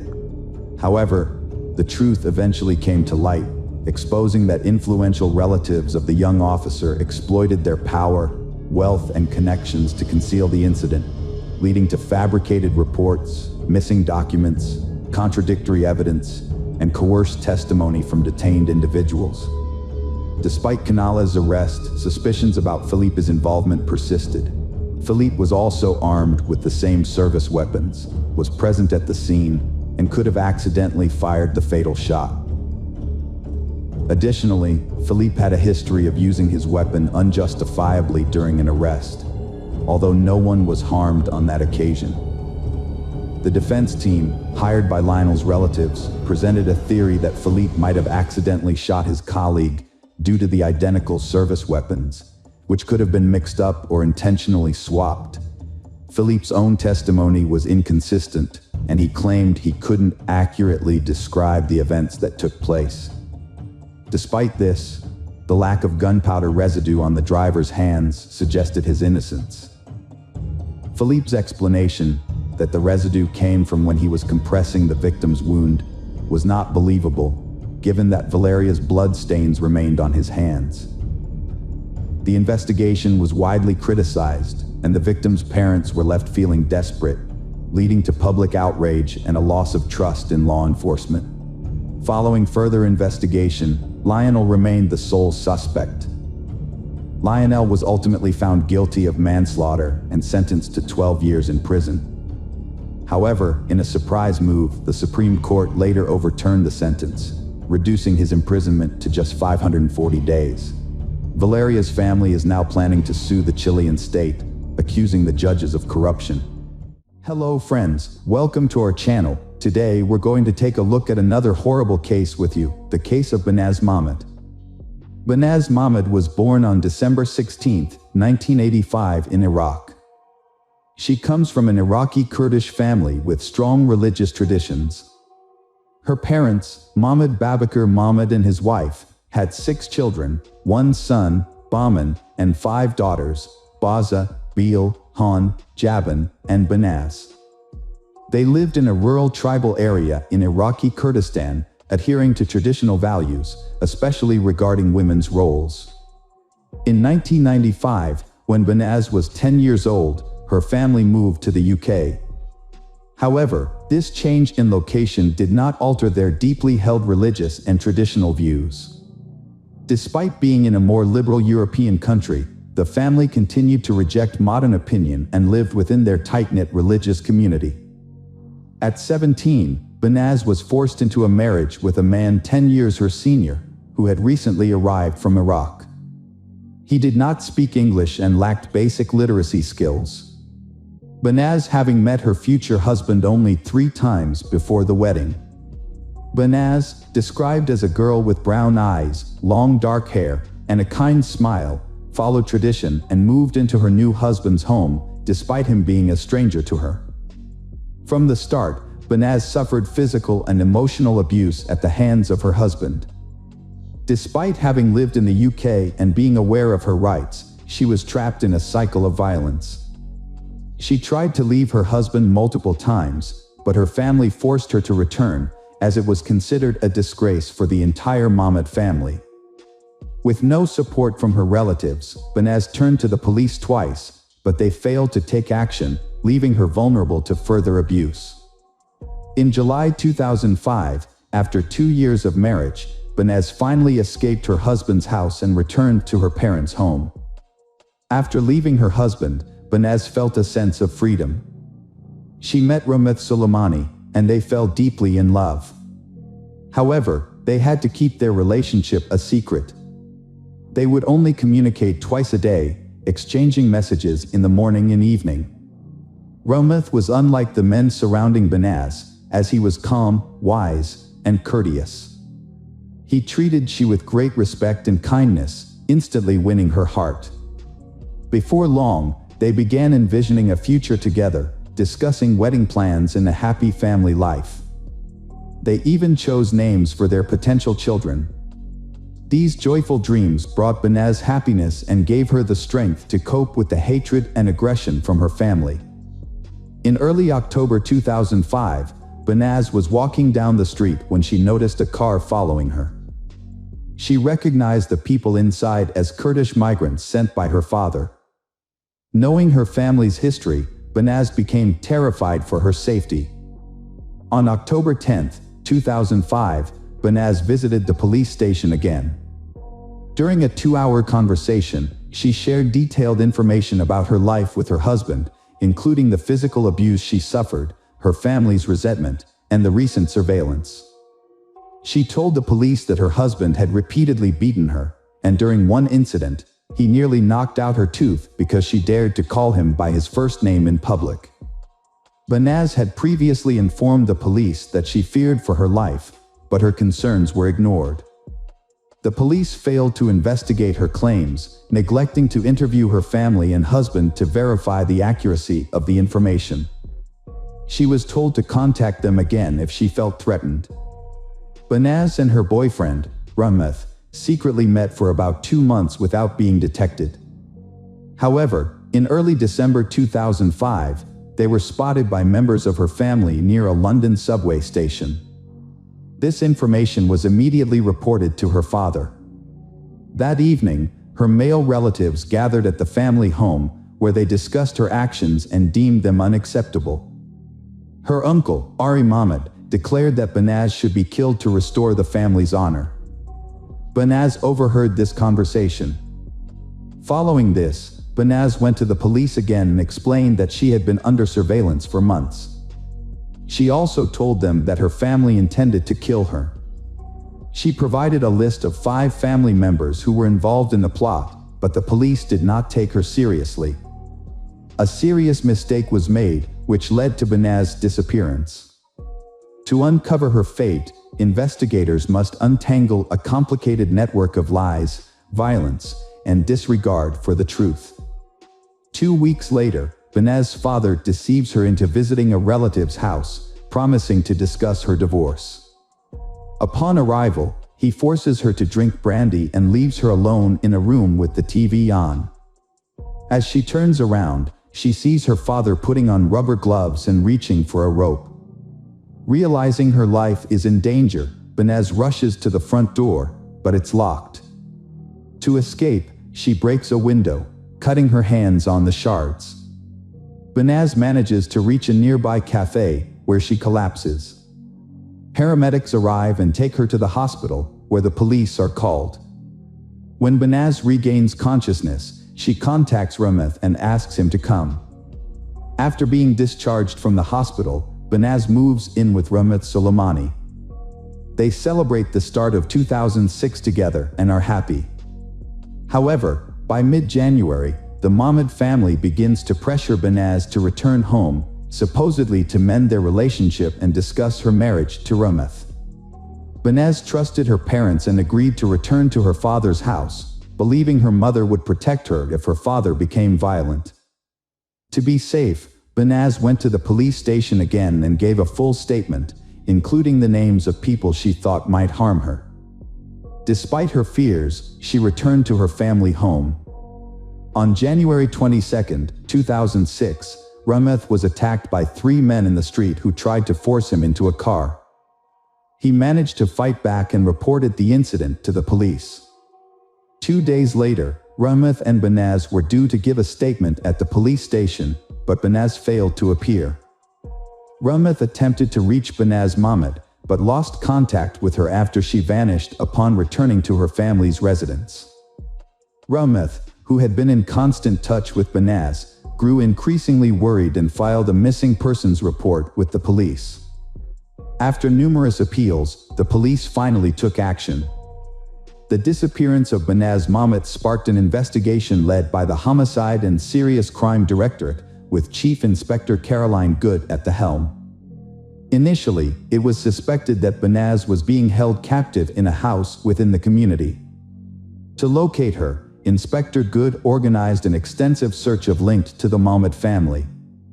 Banaz's father, uncle, and ex-husband were brought in for questioning as suspects.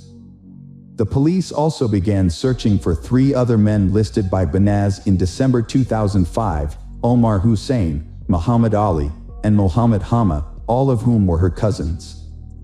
However, when the police searched the neighborhood and tried to question her family members, and the family refused to cooperate with the investigation into her disappearance. Police found no photos of Banaz at her family's home, and her family's complete lack of concern shocked officers. Caroline Good then focused on 30 individuals, all of whom were arrested and questioned. During the investigation, over 20 vehicles and 300 cell phones were seized from those involved. Every person questioned attempted to hinder the investigation, providing conflicting accounts of Banaz's whereabouts. Some claimed to have seen her after she went missing, while others, including her mother, refused to cooperate with the police. Some even suggested she was in hiding. Realizing that no one would cooperate voluntarily, Caroline Good obtained permission to bug the cells of those arrested. At that point, Banaz's father, her uncle, and Mohammed Hama remained in police custody. 2 other men under investigation had managed to escape to Iraq. The detectives were horrified when they received the initial wiretap results. Not only did the 3 arrested men show no remorse, but they also took pleasure in recounting the details of Banaz's death. Their conversations revealed that on January 23, the Mahmoud family intentionally left their home, allowing Omar Hussein and Hama to enter. Once inside, they attacked Banaz, subjecting her to a 2-hour ordeal of beatings and violence. As the torture came to an end, Hama wrapped a cord around Banaz's neck and strangled her. When recalling the final moments of Banaz's life, Hama couldn't contain his laughter. However, it was Mohammed Hama's admission of being present when Rameth was threatened that became the turning point in the case. While Hama was being held in a cell awaiting trial, his phone conversations were secretly recorded. Caroline Good listened to these recordings with growing horror as the suspect proudly described the gruesome details of the murder. In the recordings, Hama provided a detailed account of what they did to Banaz.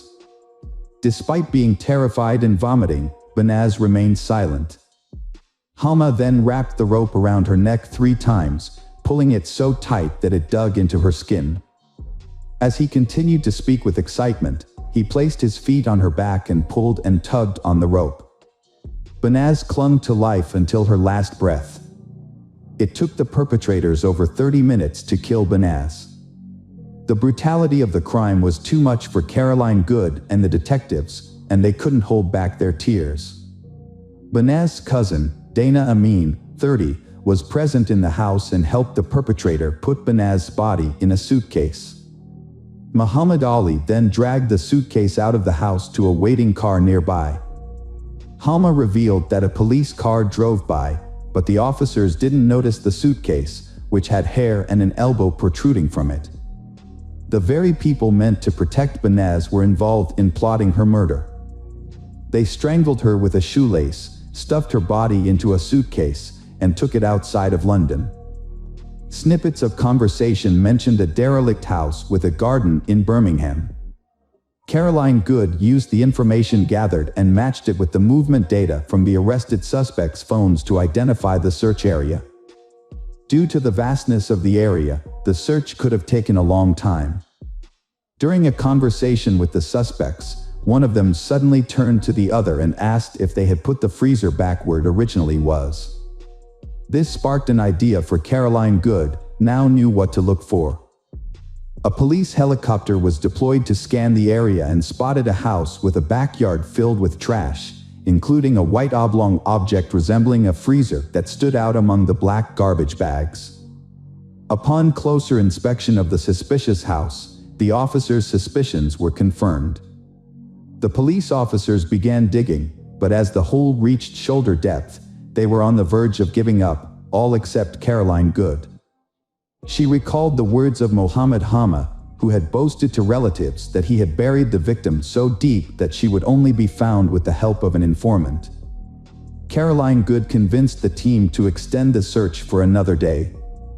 On the evening of April 28, 2006, their persistence paid off, and the suitcase was finally found. Unfortunately, Banaz's remains were in extremely poor condition, making it necessary to rely on dental records and DNA samples for identification. Her body was discovered folded into a fetal position, hidden in a suitcase and buried beneath a freezer in the garden of a Birmingham house.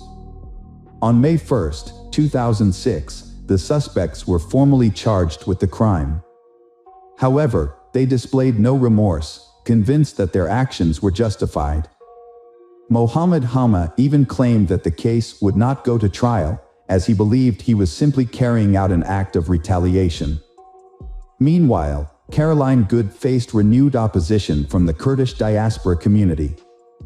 Following the discovery of Banaz's remains, numerous individuals came forward to provide alibis for the suspects, claiming that they were in public on the day of the alleged and therefore could not have committed the crime. Approximately 50 individuals were involved or connected to Banaz's death in various capacities. Reflecting on the events, Caroline Good recalled feeling intense anger, disgust, and contempt for the men involved. She noted that 50 men had participated in the murder of one woman, and they took pride in their actions, which they saw as a demonstration of their masculinity. In March 2007, the trial against Mohammed Babakar Mahmoud, Ari Mahmoud, and Mohammed Hamad began at London Central Criminal Court. Prosecutor Victor Temple described the crime as a cold-blooded and heartless execution that was orchestrated by the victim's father and uncle. In June 2007, a jury delivered finding all 3 defendants guilty of the charges and ineligible for leniency. The sentences handed down were severe. The father received a life sentence with a minimum of 20 years, the uncle was given life with a 23-year minimum, and cousin Mohammed Hama also received a life sentence with a minimum term of 17 years. Judge Brian Barker was scathing in his delivery of the verdict, stating, "You decided that your so-called family honor needed to be restored, which meant she had to die and her memory erased. This is a heinous and heartless crime. What kind of honor is it when a father prioritizes his social status over the life of his own child?" A mere 4 months after the trio's conviction, London police were informed that Muhammad Ali had been arrested in Iraq for a crime committed against a young boy. Muhammad Ali had taken his own life. Omar Hussein, the last of the 5 perpetrators, had been hiding in rural Iraq, attempting to avoid public detection.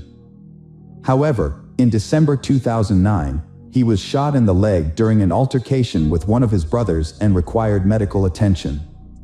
Upon arriving at the hospital, police were notified and subsequently arrested him. Initially, Omar Hussein denied being in London in 2005, thereby claiming innocence in Banaz's death. But UK Social Security records revealed that he had been receiving refugee benefits during that time, contradicting his statement.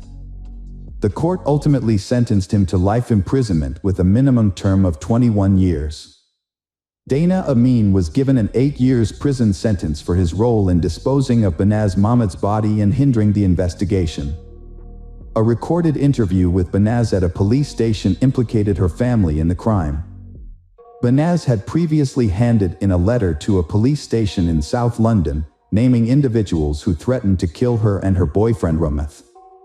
The individuals named in the letter were from Banaz's family and the wider Iraqi Kurdish community. They were angry about her decision to divorce her husband, who treated her poorly. Despite several attempts to leave him, Banaz returned due to family pressure. The police failed to respond properly to Banaz's situation, which ultimately resulted in her death. However, this case prompted significant changes in how honor-related cases are handled. An inquiry into police misconduct was launched after Banaz's death, and an independent commission investigated 9 police officers for their inadequate response to her allegations. 7 officers received reprimands, and 2 were dismissed. It is essential to recognize the tireless efforts of Caroline Good and her team, who successfully located Banaz's body, secured the conviction of her father and uncle, and brought the escaped perpetrators back from Iraq. Banaz was laid to rest at the Merton and Sutton Joint Cemetery in Morden. A memorial service was held in her honor on June 26, 2007, at the MN Auditorium, followed by the installation of a granite memorial headstone at her gravesite. The memorial was attended by a small group of people, including Rameth Soleimani, Caroline Good, and Banaz's 2 sisters. Notably, Banaz's family did not attend either service. Rameth Soleimani, who had been living in the UK under witness protection, was profoundly affected by Banaz's death. He penned a heartfelt letter expressing his love and grief, describing Banaz as the love of his life and his entire world. Unfortunately, his pain and suffering continued, and in May 2016, 10 years after the tragedy, he took his own life. This was his 3rd attempt to end his life, a devastating consequence of the trauma he had endured. Hello friends, welcome to our channel. Today we're going to take a look at another horrible case with you, the case of Nancy Paula Reyes. Nancy Paula Reyes Gores was born on April 13, 1991, in the small village of Granados in Guatemala. She grew up in a poor family with 4 siblings. Her parents, Jorge and Pren Gorzi, worked hard to provide for their children's education, hoping they could have a better life. Nancy attended school and later enrolled in the university in Villanueva, where she studied business administration and document management. She was an exceptionally diligent student who earned top academic accolades. Despite her academic success, she struggled to find a promising career. During her studies, she worked as a cashier in a supermarket and was later promoted to administrator, but her career advancement stopped there.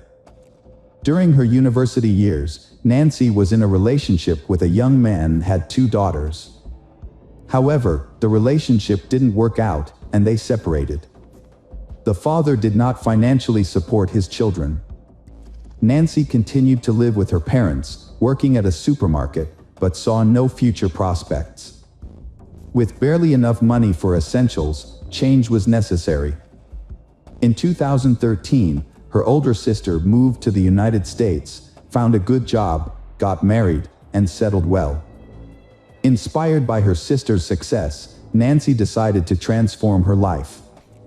She chose to relocate to Europe, specifically Spain. At the time, she couldn't afford a one-way plane ticket or initial expenses.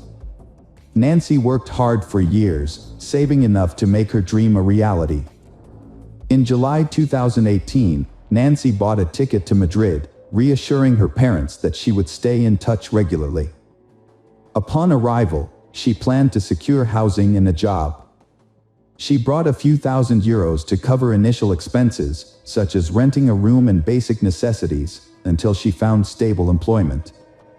When Nancy left, she was 27 years old, and her daughters, who remained with their grandparents in Guatemala, were 7 and 5 years old. However, Nancy didn't stay in Madrid for long. She moved to Barcelona and later to Cadreal, a city in the Spanish province of the same name.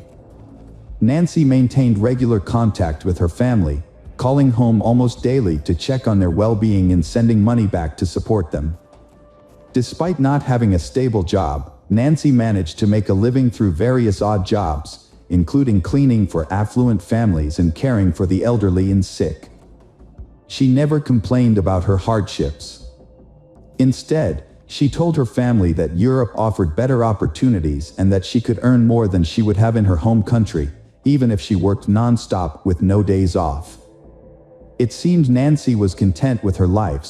She even mentioned plans to bring her daughters to Spain once she had saved enough to rent a spacious home for the whole family. A significant romance developed in Nancy's life. Initially, she didn't reveal much about her personal life, citing a busy work schedule. However, in the spring of 2020, she told her parents that she had met a man named Carlos Andres Bustamante and started a romantic relationship with him. They met by chance while Nancy was searching for a new place to rent. As they navigated their challenges, they grew closer and eventually moved in together. Carlos, who was a year older than Nancy, didn't have a steady income at the start of their relationship and relied on odd jobs to get by. As a result, Nancy became the primary breadwinner, covering housing costs, bills, and often providing Carlos with money for his personal expenses. However, she never complained to her family about this, so they believed everything was fine and that she had found a good partner in Carlos, with whom she lived a happy and fulfilling life. Around that time, Nancy's 2 younger brothers also moved to Spain, and she kept in touch with them. She was especially close to her youngest brother, Dennis, who had met Carlos and thought he was likable. In late June 2020, Nancy and Carlos decided to relocate to Santander, a coastal city in northern Spain. When Nancy spoke to her family on the phone, she mentioned that the climate was better and there were more job opportunities. However, issues began to arise in her relationship with Carlos, which she tried to keep to herself. Carlos was jealous, hot-headed, and cruel. He was content with being financially supported by Nancy and lacked ambition. What's more, he had a problem with alcohol and occasionally used illicit substances. Although he frequently promised to quit and find a stable job, Nancy started to doubt whether she should continue the relationship. When Nancy discovered she was pregnant, Carlos seemed overjoyed and promised a better life. However, his behavior worsened. He continued to drink and use drugs, taking money from Nancy or his mother. Carlos also started physically abusing Nancy, who tried to hide this from others. On August 12, while Nancy video chatted with her parents, Carlos yelled at her, demanding that she tell him who she was talking to. Despite her explanation, he snatched the phone, verified the caller, and then threw the phone onto a chair before walking away. The next day, Carlos repeated this behavior, grabbing the phone from Nancy while she spoke to her family. He insulted and threatened her, leaving Nancy frightened. However, she told her relatives that Carlos's behavior was due to jealousy and insisted that everything was fine. Her parents urged her to contact the police, but Nancy believed she could handle the situation herself. On August 17th, Nancy had a concerning phone conversation with her sister. She stated that if anything happened to her, Carlos would be responsible. Although her words were alarming, she didn't explain further and instead asked her sister to care for her children if necessary. This was the last time Nancy's sister heard from her. Nancy, who was pregnant, mysteriously vanished on August 20th. At around 2 p.m., she texted her father, promising to call later that evening, but she never did. It was unusual for her not to follow through on her promise or respond to her family's calls. When her family tried to contact Carlos, he didn't answer his phone either. The situation was worrying, especially since they had recently moved to Santander and had no friends there. Nancy's brothers lived on the other side of the country, making it difficult for them to check on her immediately. A few days later, a suspicious message was sent from Carlos's phone, stating that he and Nancy had argued and decided to separate. According to the message, Nancy had packed her belongings and left to find her own apartment, was ignoring Carlos's calls, and he had no idea where she was. Nancy's brothers suggested that Carlos come to Ciudad Real so they could report Nancy missing to the police together. Carlos agreed but didn't show up or file the report. He also stopped communicating with Nancy's family. Nancy's relatives reported her disappearance to the police themselves.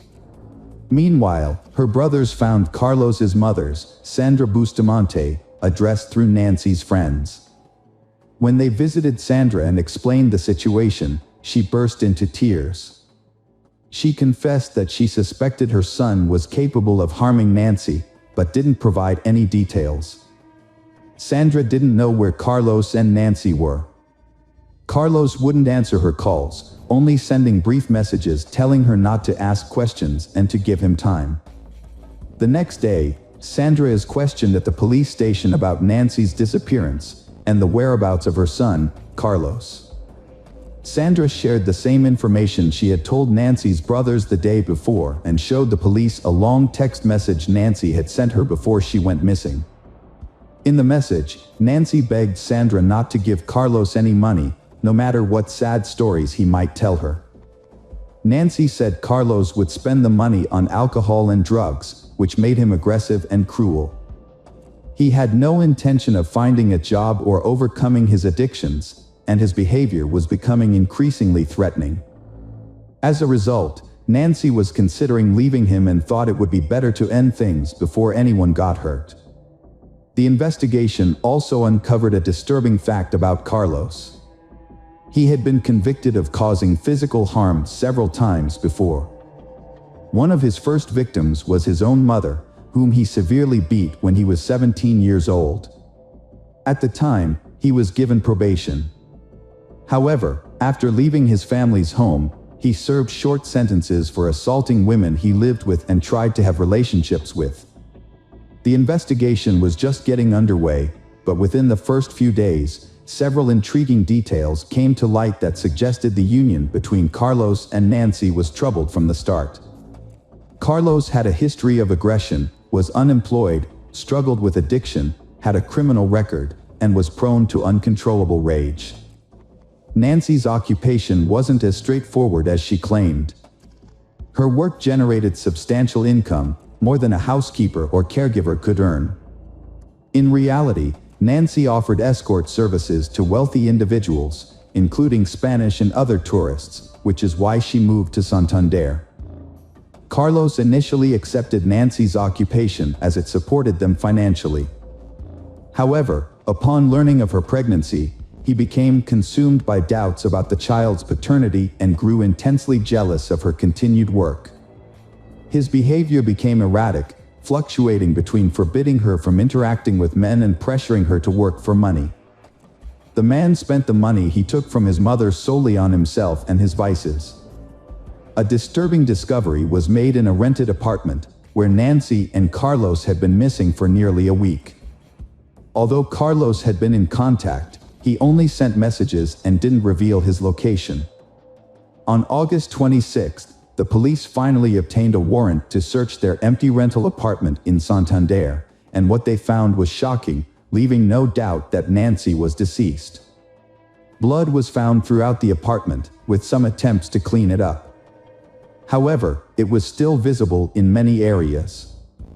Further investigation revealed fragments of bones, hair, skin, and internal organs in the clogged drains of the bathroom and toilet. Forensic analysis confirmed that these remains belonged to the missing woman, Nancy. Although Nancy's body was not found in the apartment, evidence suggested that she had been brutally murdered and dismembered in the bathroom. Her remains were likely disposed of elsewhere. Carlos became the prime suspect in the case, but his whereabouts were unknown. A package for a small hatchet was found in the apartment with Carlos' clear fingerprints on it. Security footage from a local hardware store showed Carlos purchasing the hatchet, rubber gloves, and large trash bags on August 20th. He bought a small cart from an elderly vendor, who instantly recognized him from a photo. This led to his arrest and the start of a search for the body. The next day, Carlos went to a police station in Madrid. Trying to deflect suspicion from himself, he went to report Nancy missing but was immediately arrested as the main suspect in the gruesome crime. Carlos claimed he had no involvement, stating that he and Nancy had argued and parted ways on August 20th. He said he left the town in an emotional state and was unaware of any events involving Nancy afterward. He suggested that Nancy might have been attacked when she returned to the apartment to gather her belongings. However, his story was unconvincing, especially after police found his fingerprints on the hatchet packaging. In the following days, police thoroughly searched nearby wastelands, sewer systems, and the coastline with the help of dogs, but found no sign of Nancy. They then tracked Carlos's movements from August 20th to 26th using his mobile phone signals. The results showed he spent 3 days traveling along the coast, visiting the cities of Bilbao and Burgos before heading to Madrid. It was evident that Carlos attempted to conceal his actions. The investigation continued in Santander. On August 20th, surveillance footage revealed Carlos walking towards a large natural forest park in the evening. He returned to his apartment late at night and then exited again with a cart containing irregularly shaped bags. Carlos vanished from view upon entering the wooded area due to limited camera coverage. He reappeared later with a much lighter cart. After proceeding towards the railway tracks, he returned significantly lighter, indicating where the body might be. However, one question remained unanswered: where was the child? It wasn't until September 16th that authorities discovered bags containing severely decomposed human remains in dense underbrush on a hillside. The remains were identified as those of the missing Nancy Gores, which had been divided into 20 parts using a hatchet, as revealed by security camera footage. While all items transported in the cart were recovered, something was still missing. Nancy's 4-month-old fetus was not found among the remains. The victim's genitals and lower abdomen showed severe injuries from a knife and hatchet. This suggests that the perpetrator removed the fetus and got rid of it separately from the mother's body. Carlos denied being involved and gave conflicting statements. He tried to blame someone else, but the victim's blood was found on his clothes and shoes, which he had tried to wash off. Even though Carlos wouldn't admit to the crime, investigators figured out what happened. Experts think that on the afternoon of August 20th, the man got into an argument with his pregnant partner. He then brutally beat and strangled her in the kitchen, where blood was found on the floor and walls. Carlos moved Nancy's body to the bathroom. Afterward, he went shopping at a hardware store and the market. Using a hatchet and a large kitchen knife, he divided Nancy's body into 20 parts in the bathroom. He placed the pieces into bags, loaded everything into a cart, and then went to the park to look for secluded places to dispose of the body. Late at night, he followed a pre-planned route deep into the park, scattering the bags in various locations, hoping they would never be found. During his trial, Carlos denied his guilt and claimed he loved Nancy. The whereabouts of the fetus he removed from her body remain unknown. From the time of the crime until his arrest in Madrid, Carlos lived off the money he stole from Nancy. He spent the money daily in bars across various cities. It took law enforcement nearly 2 years to investigate, gather evidence, and find witnesses, and the murder trial is scheduled to start in July 2022. In November of the same year, Carlos was found guilty of the premeditated, brutal murder of Nancy and her unborn child, as well as the dismemberment and desecration of her body. However, many considered the sentence handed down to the murderer to be too lenient. Carlos received a prison sentence of 25 years and 6 months. He was also required to pay €150,000 in compensation to Nancy's parents and daughters. Hello friends, welcome to our channel. Today we're going to take a look at another horrible case with you. The case of Natalie Holloway. Natalie Holloway was born on October 21, 1986, in Clinton, Mississippi, to Elizabeth and David Edward Holloway. Her parents had a loving relationship that began in their youth, but after 13 years of marriage, they divorced due to the stresses of domestic life. Following the divorce, Natalie and her brother Matthew lived with their mother, who continued to receive emotional and financial support from their father. In 2000, Elizabeth remarried to George Twitty, a businessman from Alabama, and the family moved to Mountain Brook. The transition was seamless, and Natalie and her brother remained close to their father, visiting him regularly during holidays. Natalie's upbringing was deeply influenced by her family's strong Christian values, which emphasized kindness, modesty, and community involvement. As a result, she developed into a compassionate and humble individual who prioritized her studies and extracurricular activities over social events. Despite her popularity, Natalie chose not to attend parties or go on dates, instead focusing on her goals and aspirations. She was an excellent student, a skilled dancer, and an active member of various clubs, with ambitions to pursue a career in medicine and secure a scholarship to a local university. On May 26, 2005, Natalie joined 123 other students and 7 chaperones on a trip to a beautiful Aruba island. The group of 18-year-olds stayed at the Holiday Inn and spent their time relaxing on the beach, swimming, and enjoying the local restaurants and entertainment. They made the most of their trip, dancing into the early hours of the morning. On the night of May 29th to 30th, Natalie was initially acting normally in socializing while sober. However, after consuming a drink given to her by Joran, her behavior changed, indicating that she may have been under the influence of a substance. The staff at Carlos and Charlie's bar had a positive opinion of Natalie, but viewed Joran unfavorably due to his history of poor behavior, gambling, and substance abuse. Joran had a reputation for renting hotel rooms with friends, where they would invite foreign women and secretly record their activities, later uploading the videos online. Natalie Holloway's disappearance began with a frantic phone call from her mother, Elizabeth Twitty. After failing to reach her daughter, Elizabeth contacted one of the trip's chaperones to report her concerns. Elizabeth's instincts told her something was wrong, as Natalie was a responsible and punctual person who always stayed in touch. When Natalie didn't return to the airport with the rest of the group on May 30th, Elizabeth's worst fears were confirmed. Her belongings, including her phone and passport, were still at the hotel, but Natalie was nowhere to be found. Elizabeth and her husband quickly flew to Aruba to search for their missing daughter. When Elizabeth arrived in Aruba, she discovered more about Natalie's disappearance than the police had. Unfortunately, the authorities didn't seem to be in a hurry to investigate and initially disregarded Elizabeth's concerns. This type of case isn't unusual in Aruba, and the police appeared to be taking it lightly.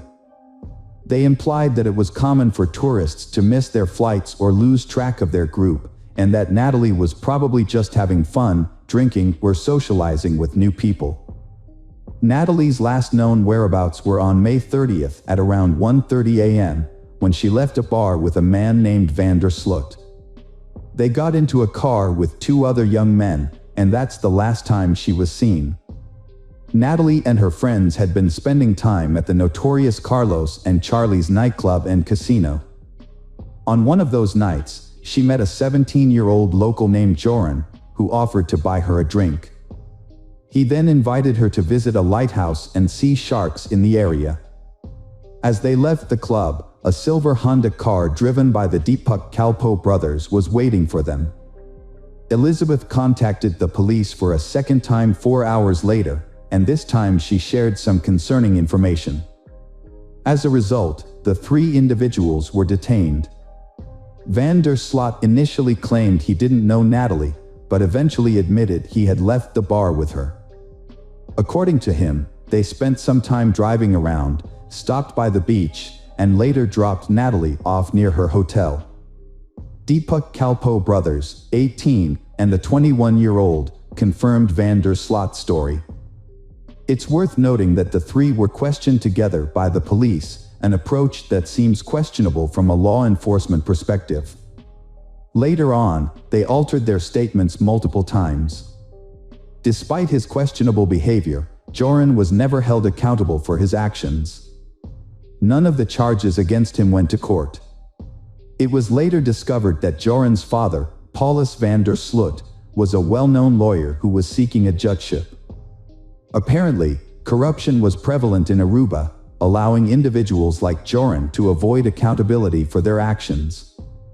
As the investigation continued, David Holloway, Natalie's father, arrived in Aruba and joined the search efforts, which were led by his ex-wife and journalists. As public pressure mounted, it was discovered that the hotel's surveillance cameras did not capture the suspect's car, and there was no footage of Natalie entering the building on May 30th. This revelation contradicted the statements of Joran and the Kalpoe brothers, who were subsequently called in for questioning again. During this second round of questioning, one of the Kalpoe brothers unexpectedly changed his story, claiming that he had dropped Natalie off at a location before reaching the hotel, which was not covered by surveillance cameras. He also added that he had seen a figure in black approaching Natalie, who was later revealed to be one of the hotel's security guards.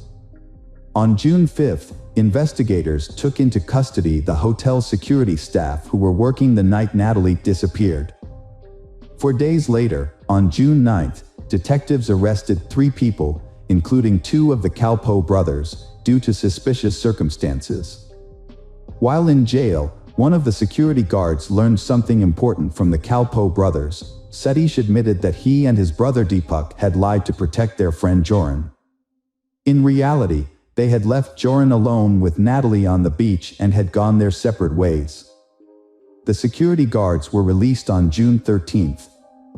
A few days later, on June 17th, police detained Steve Gregory Cruz, a DJ who had worked on yacht parties, because they suspected he might be involved in Natalie's disappearance. On June 22nd, Paulus van der Sloot, Joran's father, was questioned and detained by police, but he was released on June 26th along with Steve Cruz because there was not enough evidence. Joran later changed his story again, this time blaming the Kalpoe brothers for Natalie's disappearance. He claimed that he had said goodbye to Natalie near his home and that she had left with the brothers. However, his new story was not believable. The Kalpoe brothers' lawyer responded to Joran's accusations. After a short trial on July 4th, the Kalpoe brothers were released from custody. At the same time, Joran's time in custody was extended by 2 more months. Despite the growing evidence, the police seemed to be ignoring Joran's possible involvement in Natalie's disappearance. Joran van der Sloot was born on August 6, 1987, in Arnhem, Netherlands, to Paulus van der Sloot, a lawyer, and Anita van der Sloot-Hugen, an art teacher. He was one of 3 brothers in a large family that moved to Aruba in 1990. Joran grew up on the island, where he attended the International School of Aruba and excelled academically. He also developed a passion for sports, particularly soccer and tennis, and showed promise in these areas. Joran's family life was complicated. As a child, he was closer to his father, but his relationship with his mother was strained. Anita considered Joran dishonest and struggled to instill good values in him. She remembered him as a rebellious child who frequently ran away from home. As Joran entered adulthood, he began to associate with a questionable crowd and developed a taste for gambling. Despite this, he presented himself as confident and fearless to his friends, which initially impressed many people. However, locals were wary of Joran, sensing that his permissive behavior would eventually lead to trouble. Joran was popular with girls, but he often took advantage of them. Overall, people had mixed opinions about Joran, with some being drawn to his charismatic personality and others being put off by his questionable behavior. As the investigation into the suspects continued, the search for Natalee Holloway remained ongoing. U.S. authorities assisted by closely monitoring the progress and providing significant financial support to aid in the search for the Natalee. Although the Aruban authorities were not pleased with the increased scrutiny, they accepted the funding. On August 26, the police detained the Calpo brothers and another young man, but this was unrelated to the case. The arrest was an attempt to intimidate them into talking. All four were released on bail on September 3, 2005, and a week and a half later, all restrictions were lifted.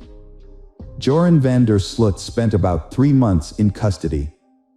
After his release, he reveled in the notoriety, giving interviews and appearing on TV shows.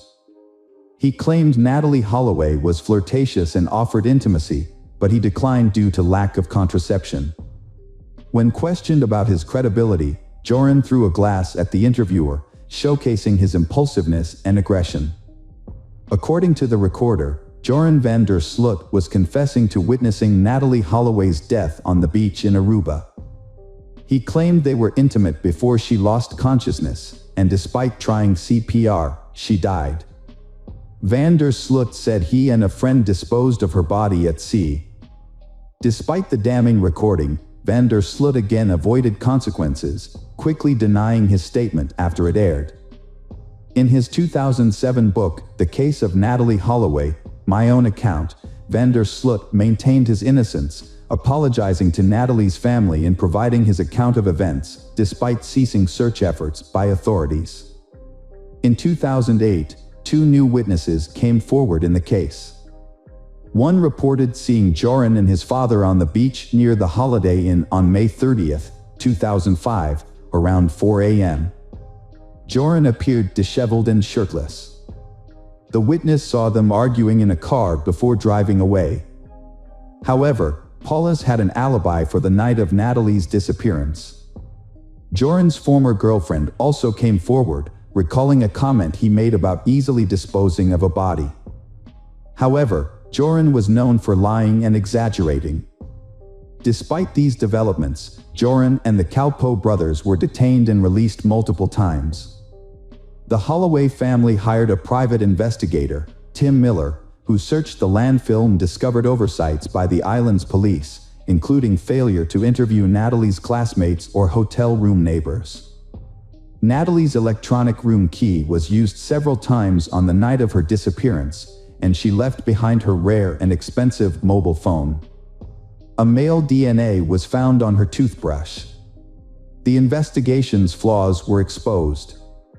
After his father's death, Joran contacted the Holloway family, offering to reveal the truth about Natalee's disappearance for a $250,000 reward. He claimed he wanted to clear his conscience, but was actually blackmailing them. The Holloways, desperate for answers, paid Joran $25,000 to meet with their lawyer, John Kelly, in Aruba. Joran provided a new account of events, claiming Natalee resisted his sexual assault, struggled, and hit her head on a rock after he pushed her. He then buried her body in a building foundation. Elizabeth Twitty followed up on Joran's claims by contacting the police. However, verifying his story was simple, and it quickly became apparent that the house he pointed to had been built long before Natalie's disappearance. As a result, the police concluded that his testimony was insufficient to warrant an arrest. It was widely believed that Joran had fabricated another lie to obtain money, and after receiving the funds, he fled to Peru. In another case, on June 1, 2010, the body of 21-year-old Stephanie Tatiana Flores Ramirez was found in a hotel room in Lima, Peru. She had suffered severe injuries and died from a neck fracture. The case drew significant media attention due to the victim's father being a well-known businessman and former Formula One driver. Surveillance footage quickly identified the perpetrator. Surprisingly, the perpetrator was Joran van der Sloot. He was arrested and taken into custody. He claimed to have met Stephanie at the Atlantic City Casino on May 30th, where they played poker together. They then decided to continue their time in his hotel room, where they gambled at an online casino. Stephanie discovered disturbing information on Joran's laptop while he was in the bathroom. She learned that he was a suspect in the disappearance of Natalie Holloway, which frightened her and made her want to leave. However, Joran caught her and became enraged when he realized what she had found. He physically attacked her until he was certain she was dead. After the attack, Joran showered and left the scene, instructing the staff not to disturb Stephanie, falsely claiming she was sleeping. Her body was found 3 days later, on June 3rd. Joran was caught on June 4th while trying to flee to Chile and subsequently confessed to the crime. The news of the murder shocked the U.S., especially given that it occurred exactly 5 years after Natalie Holloway's disappearance. Elizabeth Twitty, Natalie's mother, was moved by the news, saying that justice had finally been served, but at a terrible cost. On January 11, 2012, Joran van der Sloot was sentenced to 28 years in prison for Stephanie's murder and ordered to pay the Ramirez family $75,000 in compensation. Joran was first imprisoned at Pedras Gordas, but was later moved to Chalipala in 2014. During his incarceration, he married a Peruvian woman he met in 2010 while she was visiting another inmate. She believed that Joran had genuinely changed and become a better person, describing him as attentive and gentle during their time together. However, this proved to be a facade, as Joran was actually using her for his own benefit and showed no remorse for his past actions. Meanwhile, Natalie Holloway's family was seeking closure. In June 2011, her father, David Holloway, filed a petition in an Alabama court to have Natalie declared legally deceased. Natalie's mother opposed this move, holding on to the hope that Joran would eventually confess to the crime and face trial. After 2 hearings, Judge Alan King ruled in favor of the declaration, stating that all necessary requirements had been met. On January 12, 2012, the court officially declared Natalie deceased. On June 8, 2023, van der Sloot was extradited to the United States and taken to the Hoover City Jail in Alabama. The next day, he was charged with extortion and wire fraud, but he denied all charges. However, on October 18, 2023, he changed his plea and admitted to murdering Natalie Holloway. He confessed to killing her on May 30, 2005, by hitting her with a cinder block after she rejected his advances, and then disposing of her body in the ocean where it was likely consumed by sharks. Although van der Sloot confessed to the crime as part of a plea deal, this confession cannot be used as evidence in court. As a result, he was sentenced to 20 years in prison, which will be served at the same time as his existing prison term in Peru. Despite the confession, Natalie Holloway's disappearance remains an open case in Aruba, and her murder has gone unpunished due to a series of cover-ups, corrupt deals, and bureaucratic delays, despite widespread international attention to the investigation. Hello friends, welcome to our channel. Today we're going to take a look at another horrible case with you, the case of Lindsay Cutshall. Lindsay Cutshall was born in 1982 in the small town of White Eyes, Ohio, to a devoutly Christian family. Her father was a pastor, and she was raised with strong religious values. Despite her strict upbringing, Lindsay was an adventurous and active child who enjoyed sports and later developed a passion for hiking and extreme tourism. After completing her education, Lindsay attended Appalachian Bible College in West Virginia, where she honed her outdoor skills. She regularly went on hikes, climbed mountains, and rafted down rivers, often organizing her own expeditions. Lindsay's dream was to establish a summer camp for children and teenagers, where she could teach them wilderness survival skills, rafting, and other outdoor activities. Jason Allen was born in 1978 in Zeeland, Michigan, to a deeply religious family. As a teenager, he became fascinated with hiking and wilderness survival. Jason was a tall, athletic, and charismatic individual who possessed natural leadership qualities, which drew like-minded people to him. He was passionate about exploring new heights and mastering outdoor skills. Lindsay and Jason met in 2002 during a hiking trip in the Appalachian Mountains. At the time, Lindsay was still a student, while Jason worked as a mountain guide and climbing instructor. They quickly formed a connection after meeting for the first time, leading the young man to ask for her hand in marriage just 6 months later. Both sets of parents gave their approval, and the young man proposed to his girlfriend with a beautiful diamond ring. Shortly after, he gave her a second engagement ring. As a couple, they made ambitious plans for their future. They intended to get married in September 2004 and buy a spacious house to raise a family. But things didn't turn out as expected. Before their wedding, they worked as senior counselors at a Christian summer camp called Rock and Water in California's El Dorado County. Their goal was to gain experience and eventually open their own camp after the wedding. On the Friday evening of August 14th, Lindsay and Jason decided to take a weekend trip to the San Francisco area. Before leaving, they informed their colleagues of their plans and left 2 experienced counselors in charge of the camp, ensuring a smooth transition. They told everyone they would return by Monday, expecting no issues for either themselves or their temporary replacements. With their plan in place, they set off in Lindsay's 1992 red Ford Tempo, and unfortunately, this was the last time anyone saw them alive. By Sunday evening, Jason and Lindsay, both counselors, had not returned to camp, but their absence did not raise immediate concern. It was assumed they would arrive late that night or early Monday. However, when they failed to appear at the Monday morning roll call at 8 a.m. and their phones were unreachable, their colleagues grew worried. The group quickly notified the police and then reached out to Jason and Lindsay's families to inform them about the situation. The parents went to the camp right away to get more information about the incident. Their colleagues were particularly concerned because Jason and Lindsay were known for their reliability and punctuality. If they had encountered any issues, they would have likely found a way to communicate. Upon arriving at the camp, law enforcement officials began questioning their colleagues, but the investigation quickly hit a roadblock. No one knew exactly where Jason and Lindsay had gone. They had planned to explore the San Francisco area, but their love for adventure and extreme activities made it likely that they were in a remote location with no access to communication or civilization.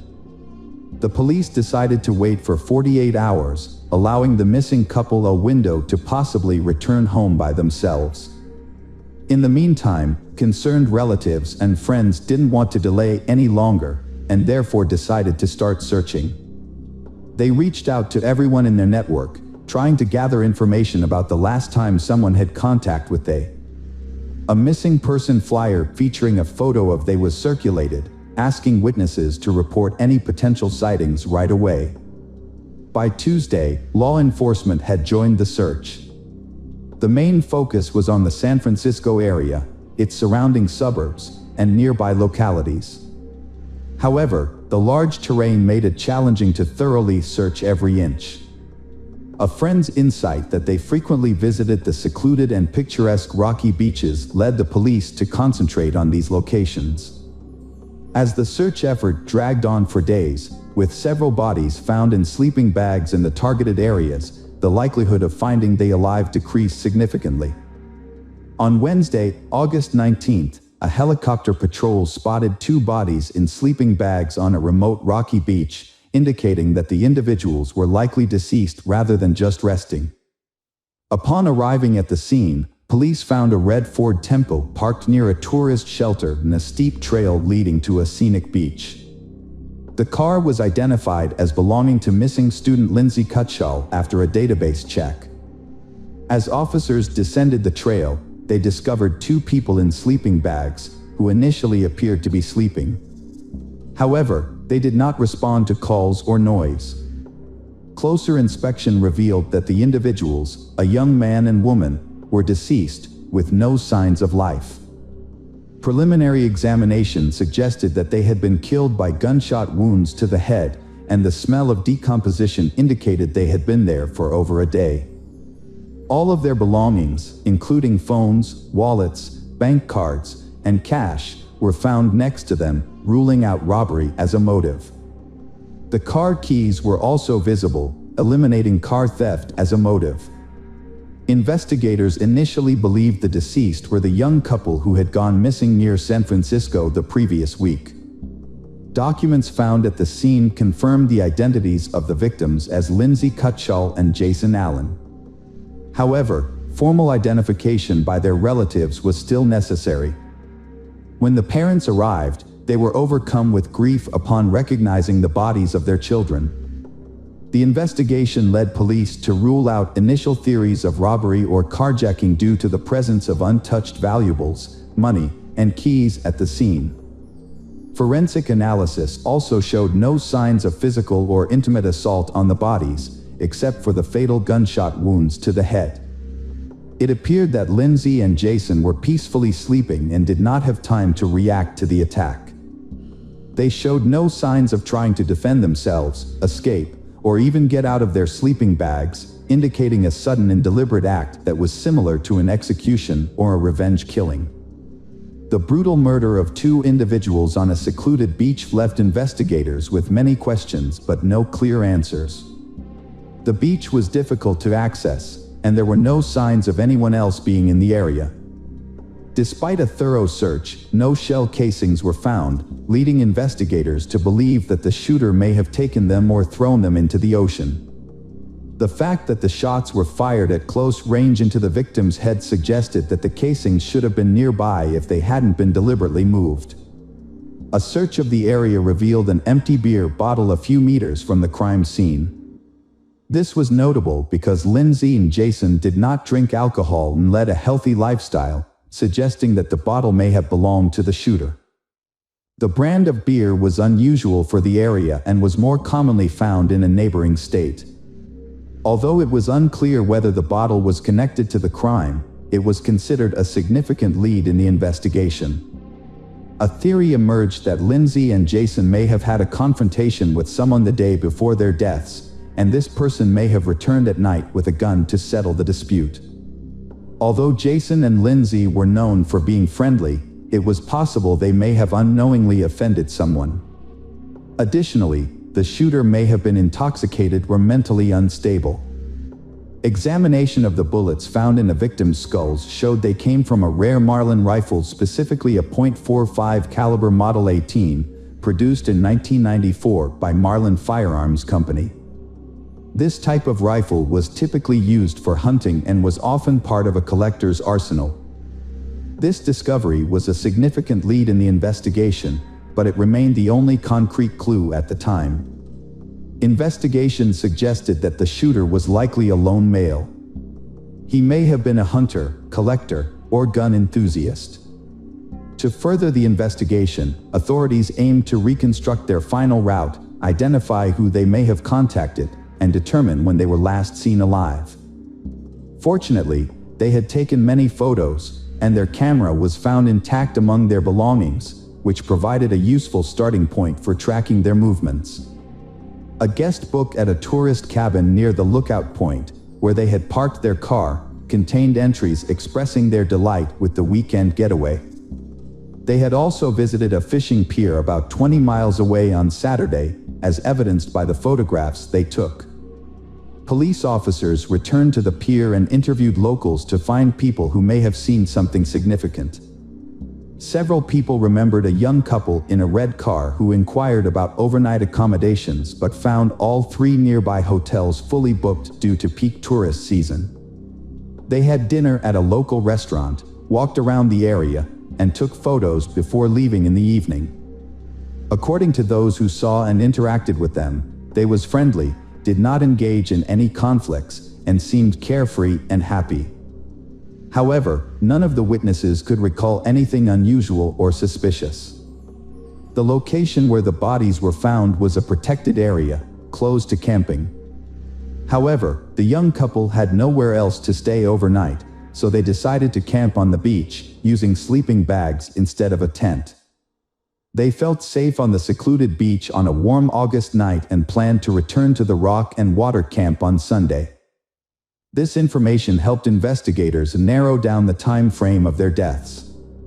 Since they went to sleep but didn't survive until morning, it's likely they were killed between 11 p.m. on Saturday and dawn on Sunday. Despite the ongoing investigation and public appeals for information, police withheld certain details, including the results of the ballistics analysis. This action was taken to prevent the suspect from being tipped off and getting rid of the murder weapon before the investigation could start. The investigation first focused on a local homeless man who was known to sleep on the beach where the crime occurred. He was found and questioned by police, but despite not having an alibi for the night of the crime, he was not confirmed to be involved. The main reasons for this were that the murder weapon was never found and his DNA did not match the DNA found on a beer bottle discovered at the crime scene. The case went cold for nearly 2 years, but in the spring of 2006, police decided to release more information about the crime, including details about the weapon used. They also offered a $50,000 reward for any information that could help identify the perpetrator and solve the case. Following the public appeal, authorities received over 1,000 calls, but only a few were useful for the investigation. One individual, 26 years old Sean Gallen, drew particular attention from several locals who described him as an aggressive collector of firearms and blades. He was reportedly prone to conflicts, had a history of property damage, and frequently threatened violent behavior. The police investigated Sean Gallen and questioned him because they already knew him from previous incidents involving fights and drunk driving. Upon inspecting his possessions, Sean did possess numerous weapons but did not own the rifle in question. Authorities were unable to verify his whereabouts around the time of the crime due to the year gap, and his DNA did not match the sample found on the beer bottle at the crime scene, forcing his release. Meanwhile, international authorities were investigating another individual, 61 years old Joseph Henry Burgess, who made locals nervous due to his tendency to carry firearms and exhibit aggressive behavior. Burgess was described as erratic, often claiming he received orders from God, sparking suspicion that he could be the perpetrator. Joseph Burgess was living in Canada in the late 1970s, feeling lost and without a clear sense of purpose or direction in his life.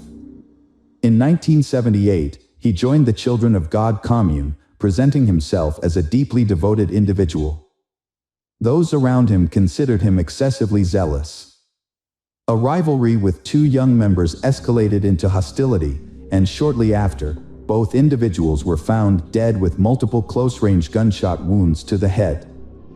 The circumstances of their deaths were particularly notable. Their bodies were discovered in sleeping bags on a beach, suggesting they were shot while asleep. By the time the authorities arrived, Joseph had disappeared. Although evidence left behind implicated him in the crime, he had already fled to the United States, crossing the border illegally. Joseph managed to evade capture for nearly 25 years until the police linked him to a double homicide in California. However, the opportunity to question him was lost when a shootout occurred during his arrest, resulting in the deaths of both a police sergeant and Joseph, who initiated the gunfire. This ultimately unresolved case remains shrouded in mystery. a 35-year-old man named Seamus Gallen was killed by his younger brother, Sean Gallen. The brothers had gotten into an argument, during which Sean, who was under the influence of illicit substances, shot Seamus 3 times with a gun. Sean had a history with the police, having been previously investigated for a double murder on a beach, but was released due to lack of evidence. Since then, Sean had been in trouble with the law twice for causing property damage and making threats, but only received fines. It was also discovered that Sean was an avid hunter and enjoyed making knives and other bladed weapons. People who knew him described him as antisocial, aggressive, and unpredictable. After killing his brother, Sean tried to run away but was caught almost immediately. The police decided to take another look at Sean's possible involvement in a crime that happened 13 years ago. They found useful information on his social media page, where he had posted pictures of his large collection of weapons and talked about his supposed psychic abilities. According to his posts, Sean believed he was on a special mission and was receiving instructions from outer space. Sean's behavior initially led police to suspect that he had serious mental health issues. He refused to cooperate with the investigation, spoke incoherently, and maintained his innocence. A new lead was found by investigators who examined private messages on the deceased brother's social media page, something no one anticipated. In 2006, a $50,000 reward had been offered for information about a double homicide case. Sean's former girlfriend had messaged his brother, suggesting that she could claim the reward by turning Sean in. It appeared that both the girlfriend and the brother had knowledge about the case, but they had chosen to remain silent. Unfortunately, it was no longer possible to question either of them, as the brother had been shot and the girlfriend had died in a car accident 2 years earlier. However, when Sean was shown the printouts of the messages between his former girlfriend and his brother, he made a shocking confession. Despite his initial denials, Sean began to provide a detailed account of the events surrounding the double homicide. His recollection of the details was vivid, even though more than 13 years had passed since the crime occurred. One evening, a man left his house with a Marlin rifle, planning to hunt in a nearby wooded area. However, after wandering aimlessly for a couple of hours, he decided to head down to a nearby beach, which he believed was a good spot to find wild boars. As he walked along the shore, he came across 2 sleeping bags with a young man and woman asleep inside. He stood there watching them for several minutes, when suddenly he heard voices in his head telling him to kill them.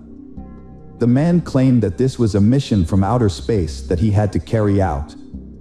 So, he pointed his rifle directly at the young man's head and fired, instantly killing him. The sound of the shot woke she, but before she could even process what was happening, the man fired again, killing her as well.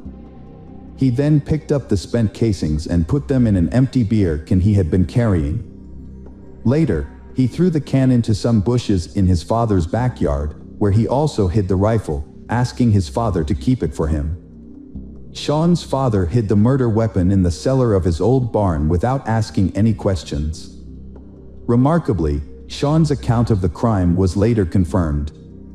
When the barn eventually collapsed, the rifle was discovered at the site, and a beer can with shell casings was still hidden in the overgrown bushes in the backyard.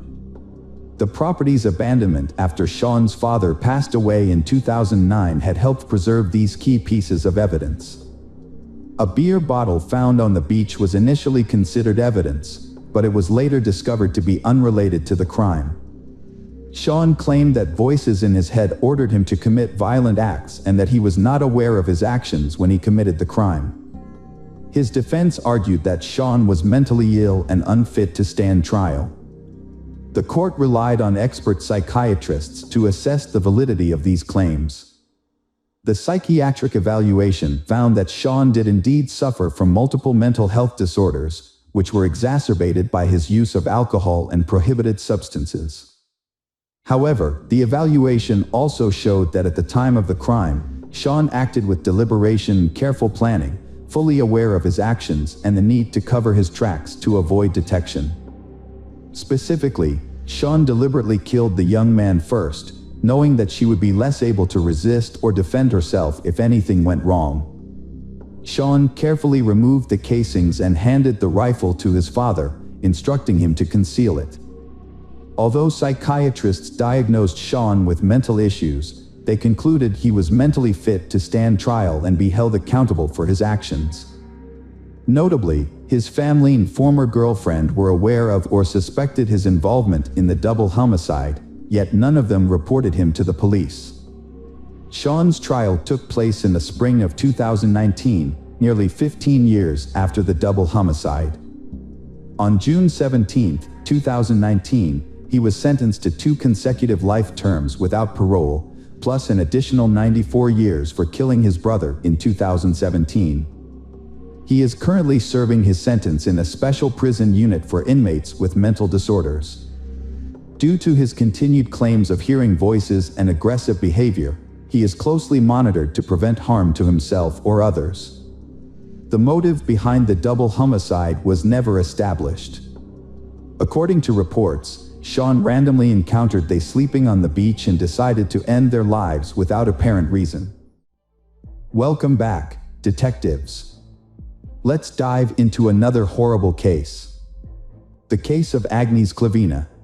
Agnes Klavina was born on July 8, 1984, in Riga, the capital of Latvia. She grew up in a typical family with her parents and older sister, Greta. They sisters were extremely close, with only a couple of years between them. Their parents worked hard to provide them with a good education and support their dreams. Agnes was a lively and outgoing young girl who excelled in school, enjoyed sports, and had many friends. Her dream was to pursue a career in tourism or entertainment, as she loved to travel and was skilled at organizing fun leisure activities. Her bright personality and attractive appearance also drew attention from men, who frequently complimented her. From a young age, Agnes had many admirers vying for her attention. After completing her education, Agnes worked in the service industry while taking language courses and studying to become a tourism manager. At 20, she decided to leave her hometown in Latvia and move to London, seeking greater opportunities to develop her skills and talents. Her parents and older sister supported her decision, and soon after her move, Agnes met Michael Mills, a successful businessman 8 years her senior. He was well educated, owned a thriving business, and had recently opened a movie theater and entertainment complex. Agnes and Michael quickly connected and started dating. He showered her with attention, gifts, and luxury travel. They made ambitious plans for their future together, and their love seemed destined to last. Agnes's friends and family remember this as her first true love. She radiated happiness beside Michael and envisioned a future as his wife. In 2014, Agnes received a 3-month contract as an administrator at a popular nightclub in Marbella, Spain. This opportunity required her to temporarily relocate, but she was eager to take on the challenge. Michael, unable to leave his life behind, supported her decision to sign the contract. For Agnes, this was a chance to gain valuable experience and potentially launch a new career path. Marbella, a renowned resort on the Mediterranean coast, attracts vacationers from around the world, particularly the wealthy. It's not uncommon to spot celebrities, athletes, and business leaders in the area. Klavina, being a sociable person, enjoyed working in such a vibrant environment. Before relocating, she visited her family in Latvia and shared the news of her 3-month employment contract. She also announced her plans to marry Michael upon her return to England. Her family was thrilled for Agnes and wished her well. In May 2014, Agnes packed lightly and moved to Spain for the season, while Michael remained in London. They stayed in touch through daily phone calls and video chats, sharing updates about their lives. Agnes was active on social media, posting daily updates, photos, and videos, which drew a large following interested in her life and work. Agnes had a vibrant and busy life, making the most of every day. After her employment contract ended, she decided to stay in Spain for a couple of months. The resort was entering its peak season, and she saw an opportunity to earn a good income. She discussed her plan with her Michael, who was supportive and promised to visit her for a few days since they hadn't seen each other in a long time. Agnes quickly landed a job as a hostess at an upscale restaurant and renewed her lease. As planned, her boyfriend, Michael, visited her in September. During his visit, they had a great time, planned their upcoming wedding, and picked a destination for their honeymoon. Michael had to return to London after less than a week, leaving Agnes to work in Spain for another month. After that, she planned to visit her relatives in Latvia before flying to England to join her Michael. Unfortunately, these plans never came to fruition. Agnes went to the popular Costa del Sol nightclub with friends on September 6th. Earlier in the day, she had informed Michael of her plans and he approved. Agnes and her friends had a great time at the club, and Agnes even posted some photos on her online profile. She wore a striking mini dress and carried a small white clutch that night. As the night wore on and her friends prepared to leave, Agnes decided to stay a bit longer and then take a taxi home. Her friends didn't worry about her, as she was responsible and hadn't had much to drink. When they said their goodbyes and headed out, Agnes was chatting with a man who had bought her a drink and was trying to get her attention. After that night, Agnes disappeared without a trace. It was as if she had vanished into thin air. No one could recall what time she left the club, who she left with, or where she went afterwards. Agnes failed to show up at work the next day, and attempts to contact her were unsuccessful as her phone was turned off. Her colleagues and friends immediately raised concerns, but the police were slow to respond to the missing persons report. As the day drew to a close, a worried Michael called Agnes's mother to report that he had been unable to reach his fiancée all day, which was unusual. The following day, Agnes's parents and Michael jointly tried to contact the Spanish police to report her disappearance, but they were informed that a missing persons report could only be filed in person by a relative. Undeterred, Michael and Agnes's family booked the next available flight to Marbella. It wasn't until 5 days after Agnes's disappearance that her family was able to file a missing persons report.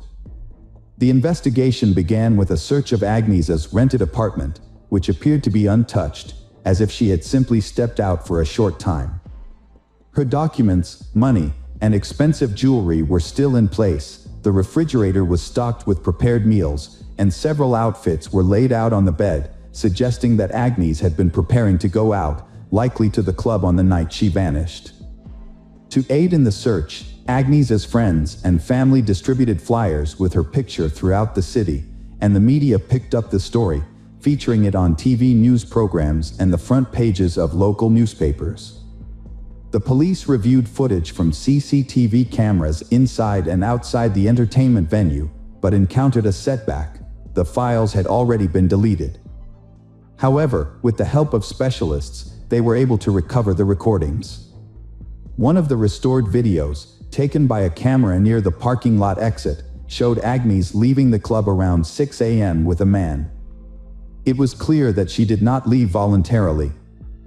The final footage, which showed Agnes alive, was thoroughly examined by experts. However, the more they studied the footage, the more alarming it became. Agnes was seen being led by a man to the parking lot, clearly under duress.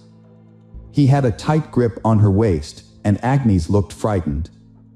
She attempted to break free multiple times and appeared to be saying something emotional, but he persisted in leading her to a Mercedes A63 with tinted windows.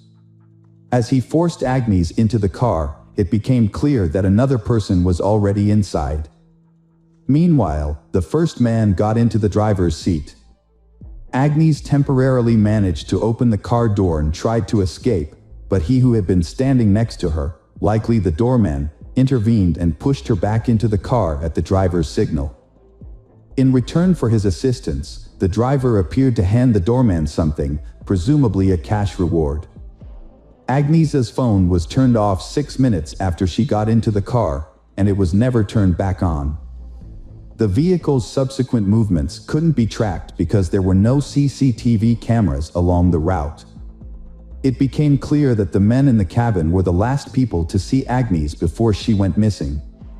Despite this, the case was shrouded in secrecy from the start.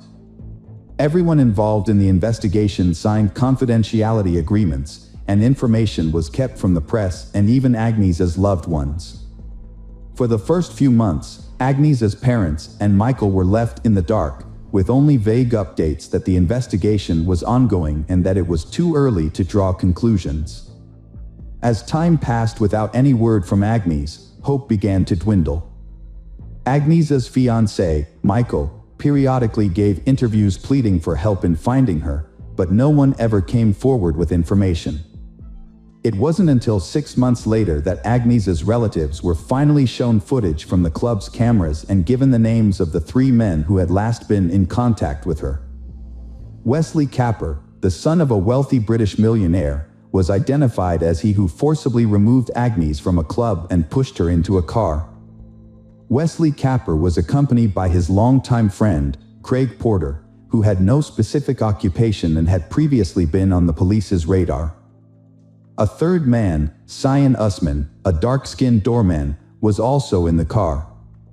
Under interrogation, all 3 men claimed they were innocent, stating that Agnieszka had voluntarily gotten into the car. According to Wesley Capper, he and a friend had met Agnieszka at a club and approached her to strike up a conversation. Wesley Capper claimed that Agnieszka was already intoxicated, but this contradicts the testimony of her friends. He also stated that Agnieszka had accepted a drink from him and his friend. Capper then invited Agnieszka to continue the party at his luxurious country home, which she allegedly agreed to.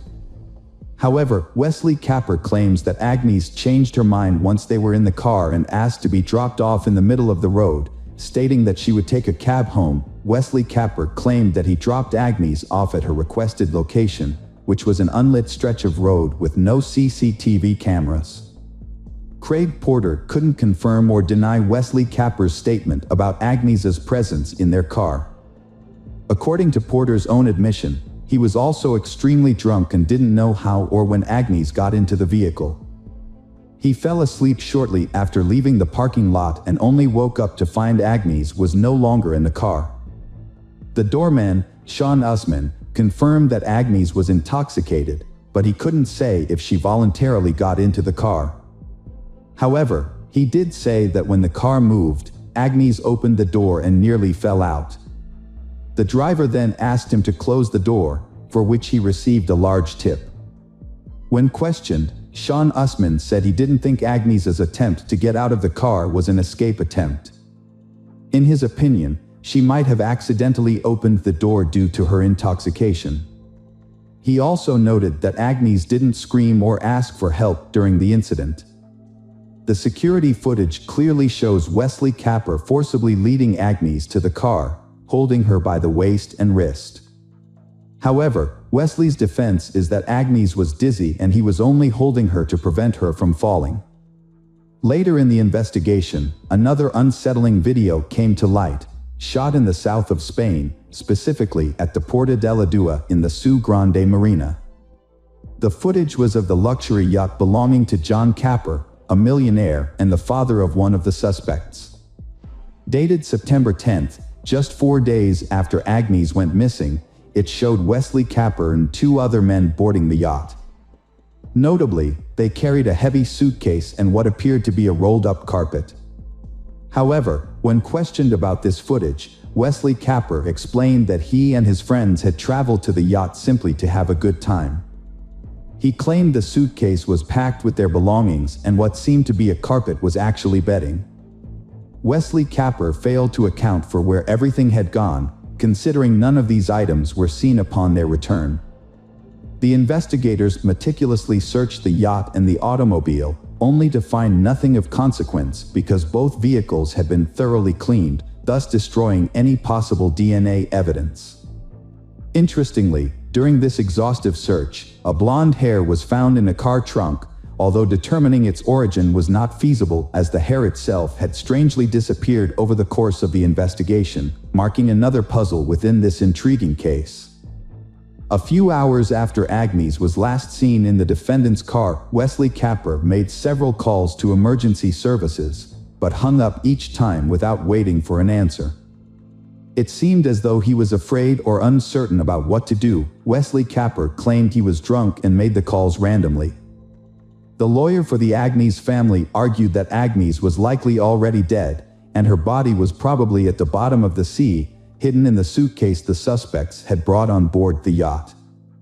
He also believed that the case had been intentionally delayed, giving the suspects ample time to destroy any evidence that could prove their guilt. It wasn't until a year and a half after Agnes's disappearance that Wesley Capper, Porter, and Usman were finally brought to trial. They were accused of holding Agnes against her will and forcing her into a car. Unfortunately, due to a lack of evidence, no further charges could be made. This decision outraged Agnes's relatives, but the judge stood firm. In 2019, nearly 5 years after Agnes's disappearance, the three men were brought to trial again. Despite the prolonged period, they continued to deny their guilt, claiming that Agnes voluntarily got into the car. The prosecutor argued that the doorman should be considered an accomplice for helping the defendants drive the victim away. The doorman, Usman, could have faced a 5-year prison sentence.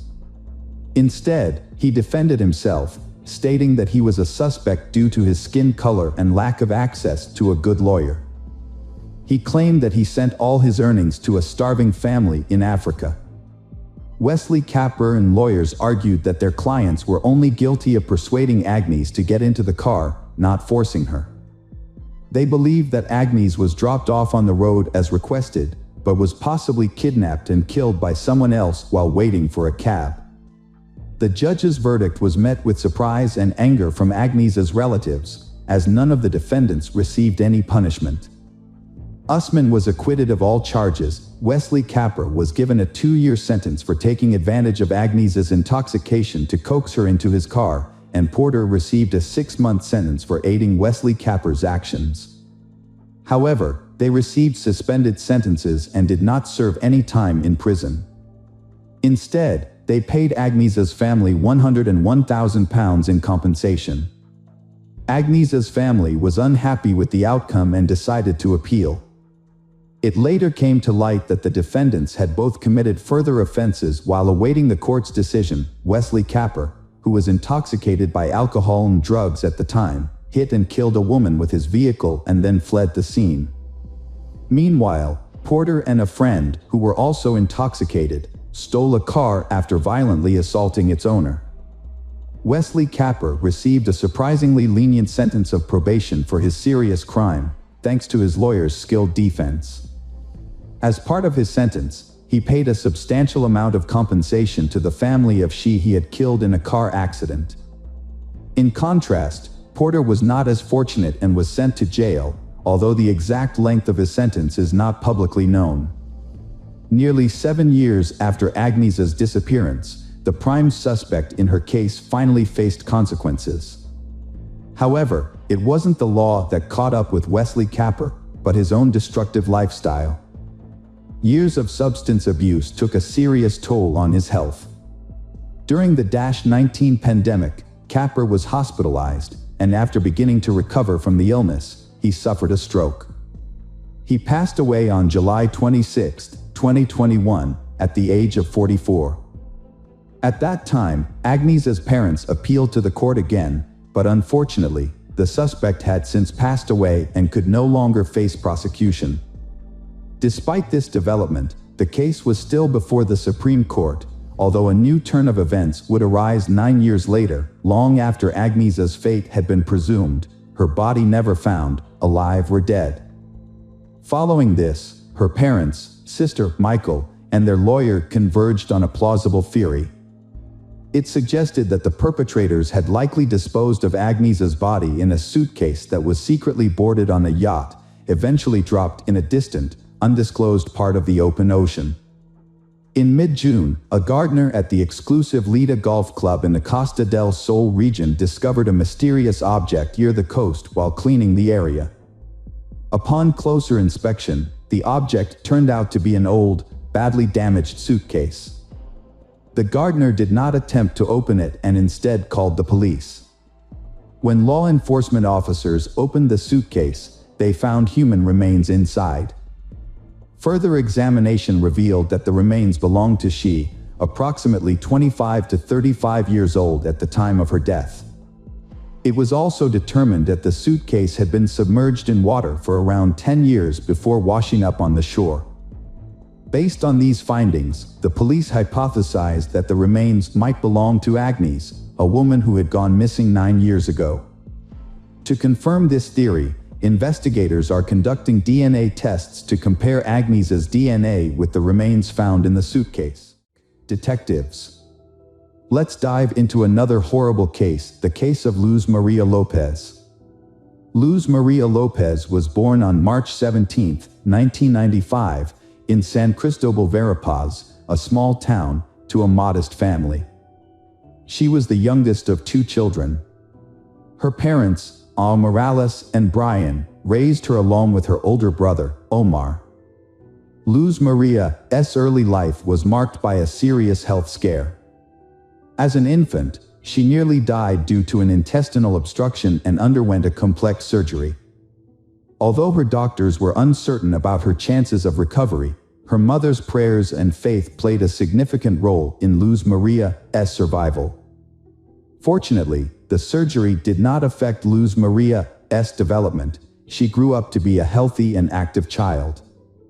During her school years, Luz Maria was a sporty.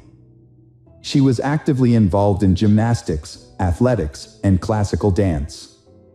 She easily makes friends with everyone, and got along with people from different backgrounds. Luz Maria excelled academically, particularly in the humanities. After completing her secondary education, Luz Maria decided to pursue higher education at a prestigious state university. She chose to study law and later specialized in criminalistics, a field that had always fascinated her. A fateful encounter took place when Luz Maria accompanied her mother to a car dealership in Coban, the capital of Alta Verapaz. The occasion was her older brother's 25th birthday, and the family wanted to surprise him with a motorcycle he had always desired. Inside the dealership, they were warmly greeted by a courteous and attentive young sales consultant named Jorge, who showcased the available models, offering some advice. Although Luz Maria and her mother have already chosen a model, but they want to consider and discuss it with her father before making a decision to buy it. As they left, they took a business card from the dealership and Luz Maria left her phone number for further communication. Shortly after, she received a call from Jorge himself, but instead of discussing the potential purchase, the conversation turned to a more personal subject. Over the following days, Jorge contacted Luz Maria several times, gradually building up the courage to invite her to meet at a coffee shop. Jorge was clearly smitten with Luz Maria, the beautiful, sultry brunette, but he didn't know how to approach her. Luckily, Luz Maria also liked Jorge, and when he asked to meet, she happily agreed. Although Luz Maria was a year younger, their small age difference wasn't an issue. They fell deeply in love, both believing it was love at first sight, and that a long, happy life was ahead. A few short months into their relationship, they decided to live together, despite parental objections. They had a small, private wedding, attended only by close friends and family. However, their special day almost got derailed due to a mishap at the banquet venue. They had to cough up extra cash to save the celebration, which wedding ultimately took place on schedule. Jorge was born in 1996 in Santa Catalina Latina, a town in central Guatemala. Jorge and his younger brother, Pablo, grew up in a low-income household. His family struggled financially, so as children, they did not have the luxury of fine clothes and expensive toys, as the family's limited income only covered the most basic needs. Even though Jorge grew up in difficult circumstances, he seemed to have no motivation to change his life for the better. He lived life at his own pace, choosing to enjoy simple pleasures rather than strive for advanced degrees or job security. Those who knew Jorge described him as introverted, unsociable, and having few close relationships, especially with women. When he met the love of his life, Luz Maria, he went all out to win her heart and quickly proposed, fearing she might change her mind. However, Luz Maria's parents, Al Morales and Brian, were suspicious of him from the start. They couldn't quite put their finger on what it was about him that they didn't like, but they couldn't convince their daughter to call off the wedding. The marriage turned out to be unhappy. After the wedding, Luz Maria became pregnant, but she had not yet finished her university degree and struggled to find a good job. Due to her lack of experience and health issues, she had to accept short-term, low-skilled jobs. Meanwhile, her husband lost his job and was in no hurry to find a new one. When their daughter, Alice, was born, the family's financial situation became more difficult. Both spouses were unemployed, and they had no money to pay rent, buy food, or pay for the family's basic needs. Jorge convinced Luz Maria that their only option was to temporarily move in with his parents. Luz Maria was initially hesitant, but facing no alternative and having a baby to care for, she eventually gave her consent. Luz Maria's mother was aware of the problems her daughter was facing in her marriage, but despite mother concerns, Luz Maria was optimistic that things would improve. Luz Maria assured her mother that everything would get better soon, so her mother decided to visit her and see how she was doing. However, when she went to Luz Maria's husband's house to see her daughter, she was shocked by what she found. Luz Maria was in a terrible state, eating only once a day and very little at that. This was partly due to Jorge's family not providing her with enough food, even though she was unemployed and breastfeeding her young daughter. The lack of food was only one of many problems Luz Maria faced in her in-laws' home. She was constantly belittled and even physically abused by her husband's younger brother. He was annoyed by the sound of the baby crying and the presence of children's belongings in the house. On several occasions, he threw items at Luz Maria, including a baby bottle that hit her and her daughter, Alice, who was in her arms. Despite witnessing these events, Jorge just stood by and did nothing to protect his wife and children, he treating them as if they were strangers. Al Morales convinces her daughter to take her granddaughter to her maternal home. Jorge arrived shortly afterwards, asking his wife to return home and promising to find a job. Luz Maria agreed, on the condition that they could rent their own apartment and live separately from Jorge's parents. After completing her education and defending her diploma, Luz Maria landed her dream job at the city prosecutor's office. As a smart, talented, and responsible young woman, she quickly earned the respect of her colleagues and began to advance in her career. As time passed, the family's financial situation significantly improved, thanks to Luz Maria's hard work and success. They were eventually able to afford a car. Meanwhile, Jorge continued to struggle with his own life, failing to find direction and instead relying on his wife's income. His laziness and jealousy intensified over time, causing tension in the household. Jorge had a volatile temper, and the situation worsened with time.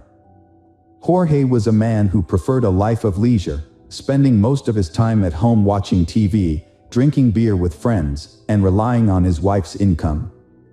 He was extremely possessive and controlling, restricting his wife's freedom and autonomy. He wouldn't allow her to make friends, have lunch with colleagues, or even be alone without him. He constantly monitored her phone activity, checked her call history, and read her messages. He also forbade her from creating social media accounts. When they were alone at home, Jorge's behavior was just as bad. He frequently arguments, blamed his wife for all their problems, and never took responsibility for his actions. When they lived with his parents, Jorge failed to stand up for his wife, instead watching as she was humiliated, insulted, and even physically abused by his relatives, Jorge frequently resorted to physical violence in their relationship. He had a controlling attitude towards his wife, Luz Maria, and wrongly believed she would accept his abusive treatment. Their neighbors frequently heard screams coming from their house and witnessed signs of physical abuse on Luz Maria's face and body. Luz Maria had tried to leave her husband multiple times, taking their daughter and moving in with her parents. However, her husband would always show up, beg for forgiveness on his knees, and promise to change. Despite her parents' warnings to leave him, Luz Maria would forgive her husband and give him another chance.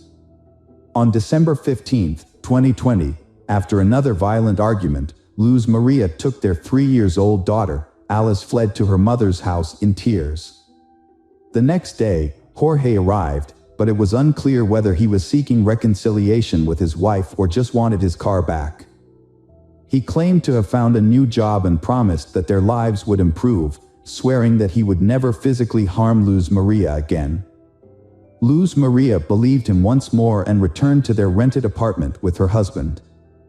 In January 2021, Jorge failed to get a job as promised and stole the money Luz Maria had earned, leaving their family with nothing.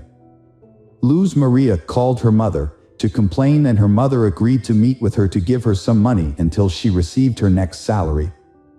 However, on January 19th, Luz Maria failed to show up and was unreachable by phone, which was unusual for her. Concerned for her daughter's well-being, Morales went to Luz Maria's workplace the next day and found that she had not shown up for 2 consecutive days and had not been in contact with anyone. Around the same time, Jorge was also looking for Luz Maria. He went to the prosecutor's office claiming they had a fight and assuming she had gone to her mother's house. However, Morales suspected that he was lying and immediately went to the police to report Luz Maria missing. That same day, a nationwide alert system was launched under the codename Isabel Claudina. This system was originally designed to facilitate urgent searches for missing young women. When the massive search began, her husband, Jorge, was immediately identified as the lead suspect. In fact, he was the only suspect. Luz Maria had no enemies, and there was no reason to believe she had been kidnapped. The last person to see her alive was Jorge himself. Jorge denied any involvement in Luz Maria's disappearance, claiming he had been searching for her and was outraged to be considered a suspect. Jorge's story had several holes in it, and he couldn't give a clear reason for not telling the police about his wife's disappearance on the same day it happened. If Jorge thought Luz Maria was at her mother's house, it wasn't clear why he didn't call or visit her there. On January 22nd, municipal workers stumbled upon the body of Luz Maria Lopez while responding to a clogged storm drain near the road. When they lifted the grate, they found a large plastic bag containing charred human remains. The workers immediately reported the discovery to the police, suspected that the body might be that of Luz Maria. Forensic experts confirmed that the remains belonged to she, and Luz Maria's parents and brother identified the body despite its severe disfigurement from fire. Notably, the body was found on the same street as the prosecutor's office where Luz Maria worked. Despite the body's severe burns, pathologists determined that Luz Maria had been severely beaten and died from asphyxia. Evidence of internal hemorrhages, fractures sustained while she was still alive, and caked blood in her nose and mouth supported this conclusion. Deep marks on her neck also indicated strangulation. At the time of the discovery of the body, no new suspects had emerged. Luz Maria's parents were convinced that their son-in-law, Jorge, was responsible for the brutal murder of their daughter. As a result, Jorge was immediately taken into custody, and investigators began to look into the motive behind the crime. Experts in psychology and criminal behavior were consulted to examine the relationships within the family and the marriage. During the investigation, Luz Maria's mother, Morales, provided an audio recording that had been sent to her anonymously by a neighbor who had witnessed their frequent arguments. The recording captured a heated argument between they, in which Luz Maria frantically screams and cries for help. accompanied by the faint sounds of a child crying in the background. Morales was deeply shocked and extremely upset by the news. She emphasized that if the witness had immediately contacted the police, her daughter might still be alive. The witness did not call the police or even visit the house where the screams originated. The police were unable to locate the anonymous person, which meant they could not be officially involved in the investigation. During an interview, Morales urged citizens to be vigilant and report instances of domestic violence to the police rather than simply documenting them. She believed that such actions could help save lives. The crime sparked widespread outrage, prompting thousands of people to take to the streets and demand justice for Luz Maria. Jorge was taken into custody, but he continued to deny his involvement, claiming he had driven his wife to work on the day she disappeared. Security footage did show their car heading in the direction of her workplace. But the tinted windows made it impossible to determine how many people were inside. Additionally, no footage showed the car stopping or Luz Maria getting out. At the house they was renting, police discovered evidence of a violent incident. There were faint blood stains and drag marks, suggesting that this was where the brutal attack had occurred. Further evidence was discovered in the trunk of the family car, where microscopic fragments of burnt human flesh were found. The investigators also became interested in a recent purchase made by a double orthopedic mattress. Specifically, they were interested in the dense polyethylene wrapping that came with the mattress. A comparative analysis revealed that Jorge had used this wrapping to package the burnt remains of Luz Maria. Additionally, several neighbors came forward as witnesses, reporting that they had frequently heard Jorge yelling at his wife and threatening to kill her. Just days before Luz Maria's disappearance, Jorge had been overheard shouting that he would kill her if she tried to leave him, and that he would hide her body so well that no one would ever find it. Criminologists used collected data and witness testimony to reconstruct the events surrounding the crime. On the night of January 19, 2021, a brutal murder took place. The day before, Luz Maria and her husband, Jorge, had a violent argument. Jorge physically assaulted her. On this occasion, his rage escalated, causing him to strike his wife multiple times. Her screams for help were heard by the neighbors, but they failed to report the incident to the authorities. The beating left Luz Maria with a broken nose and a head injury. Jorge then strangled her with his bare hands. In an attempt to dispose of the body, he dragged it to the backyard, doused it with flammable liquid, and set it on fire. However, the fire produced a significant amount of smoke and a strong odor, which Jorge feared would attract the attention of the neighbors.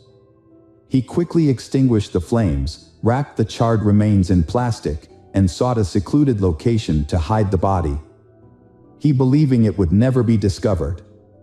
Jorge committed a heinous crime in front of his 3.5-year-old daughter, who was old enough to partially understand what was happening. The child witnessed the beating and crime, and her cries and screams were recorded. Despite this, Jorge attempted to cover his tracks by using his knowledge of forensics, gained from his wife's textbooks, to create an alibi.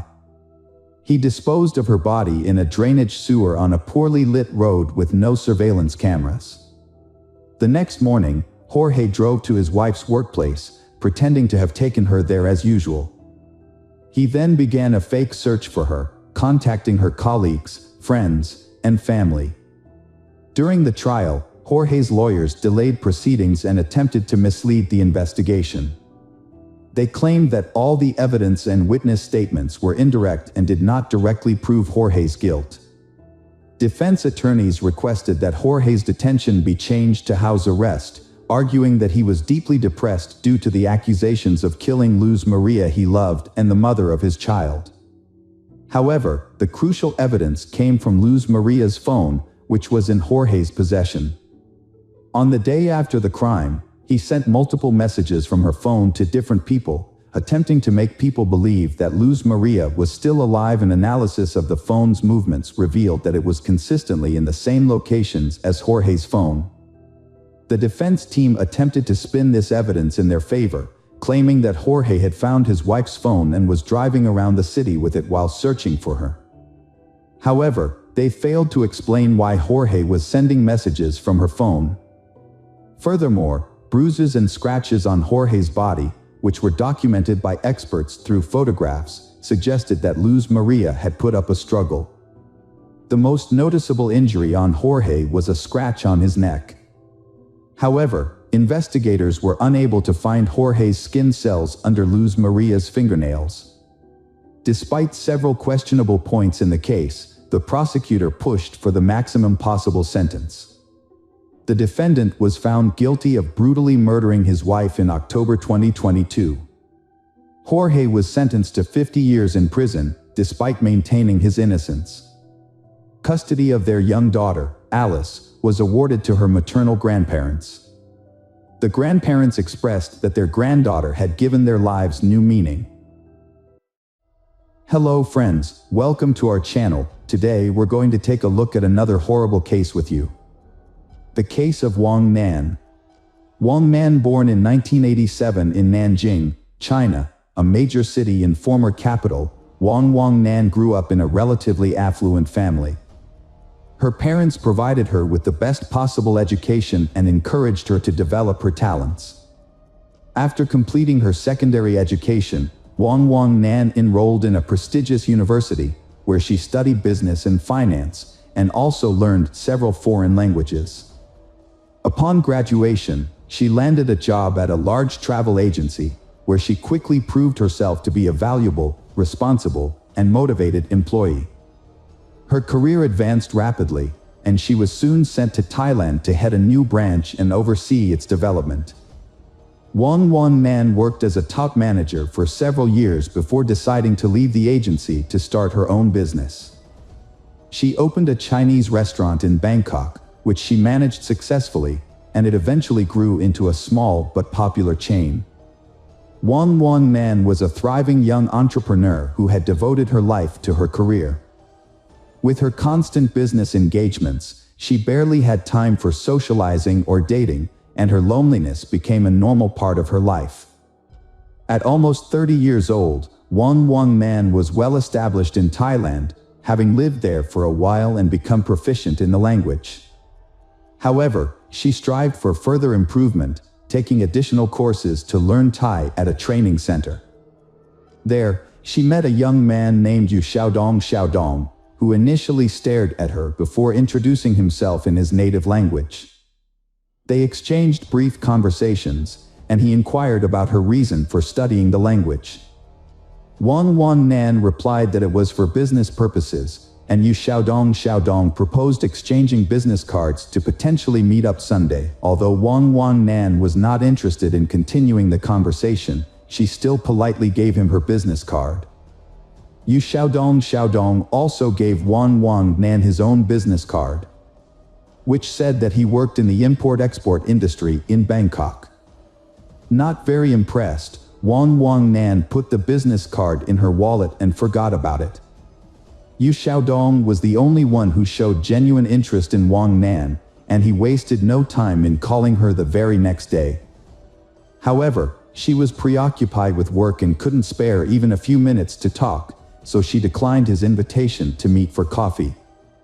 A few days later, Yu Xiaodong asked her out again, but Wang Nan turned him down once more, citing her busy schedule and preparations for an upcoming business conference where she hoped to expand her professional network.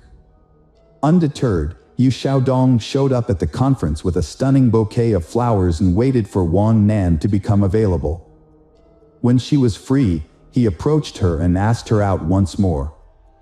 This time, Wang Nan was charmed by his persistence, which was a new experience for her. No one had ever pursued her so relentlessly before, so she agreed to meet him for dinner. As it turned out, Yu Xiaodong's interest in Wang Nan was more than just a passing infatuation. He was completely smitten. He showered her with attention, surprise gifts, and romantic gestures, including sending flowers to her doorstep every morning with sweet notes attached. He also called her at least twice a day to wish her good morning and good night. Wang Nan had mixed emotions about the situation. While she was irritated by Yu Xiaodong's all-consuming infatuation, she was also flattered that someone was making such an effort to win her heart. As a result, she found herself unexpectedly entering into a romantic relationship. Yu Xiaodong went out of his way to woo her, not only romantically but also by trying to be perfect in every aspect of their relationship. He shared her interests and opinions, learned to cook her favorite meals, and planned exciting activities for them to enjoy together. He was also eager to help her with her work and household chores at a moment's notice. Wang Nan was over the moon with happiness, feeling as though she was living in a fairy tale. Yu Xiaodong's behavior, however, was moving at a breakneck pace. Despite having only been together for a few months, he was already making plans for their wedding and discussing potential names for their future children. This made Wang Nan uncomfortable, but Yu Xiaodong would counter by pointing out that they were both in their 30s and that it was time for them to start thinking about building a family. That night, Yu Xiaodong wrote a heartfelt letter to Wang Nan, expressing his deep affection and commitment to being a good husband and father. The next morning, he arrived at her doorstep with a bouquet of flowers, reiterating his seriousness about marrying her. Wang Nan jokingly mentioned that the courthouse wouldn't open for another hour and a half, but Yu Xiaodong suggested they go there immediately. To her surprise, the courthouse was open, and the officer responsible for registering marriages was already at his desk, ready to formalize their union. Yu Xiaodong had secretly arranged for a hasty marriage ceremony to take place early in the morning. The whole event was unusual and lacking in formality. There were no guests, no exchange of rings, no wedding dress or veil, and no commemorative photographs. Wang Nan couldn't shake the feeling that the whole thing wasn't really happening, especially since she hadn't even introduced her new husband to her mother, with whom she was extremely close. Before she knew it, she was holding a marriage certificate in her hand, and her newlywed husband was standing beside her, beaming with satisfaction. Wang Nan's marriage was troubled from the start. She had second thoughts about marrying Yu Xiaodong almost immediately after the wedding. Initially, she had hoped he would be a reliable partner, a man she could depend on. Unfortunately, her expectations were not met, and her new husband's true nature soon revealed itself. Yu Xiaodong spent most of his time at home playing video games, using his wife's money without contributing to their household expenses. Whenever his wife asked him why he wasn't working, he claimed his business was slow due to seasonal fluctuations and that he was just taking a break. However, her suspicions grew as time passed, and she decided to investigate his business. Her findings shocked her. His supposedly successful import-export company existed only on paper and business cards. Wang Nan was horrified, realizing too late that she should have had a prenuptial agreement. Now, her husband could freely spend her earnings, and if they divorced, he would claim her assets. During a tense conversation, Yu Xiaodong broke down in tears, promising to turn his life around and find a good job. However, it soon became apparent that he had no intention of looking for work and was content to rely on his wife's support. Yu Xiaodong, a grown man, consistently acted like a child. He spent most of his time playing computer games and expected his wife, Wang Nan, to pay for his personal expenses whenever he helped out around the house or assisted her at the restaurant. Wang Nan eventually had enough and told him she would no longer give him money unless he got a job. The next day, Yu Xiaodong disappeared, taking their marriage certificate and Wang Nan's identity card with him. Wang Nan only discovered the missing documents that evening when her accountant called to inquire about a large transfer of funds from her account. She was shocked, as she had not authorized the transfer. However, she immediately suspected her husband's involvement.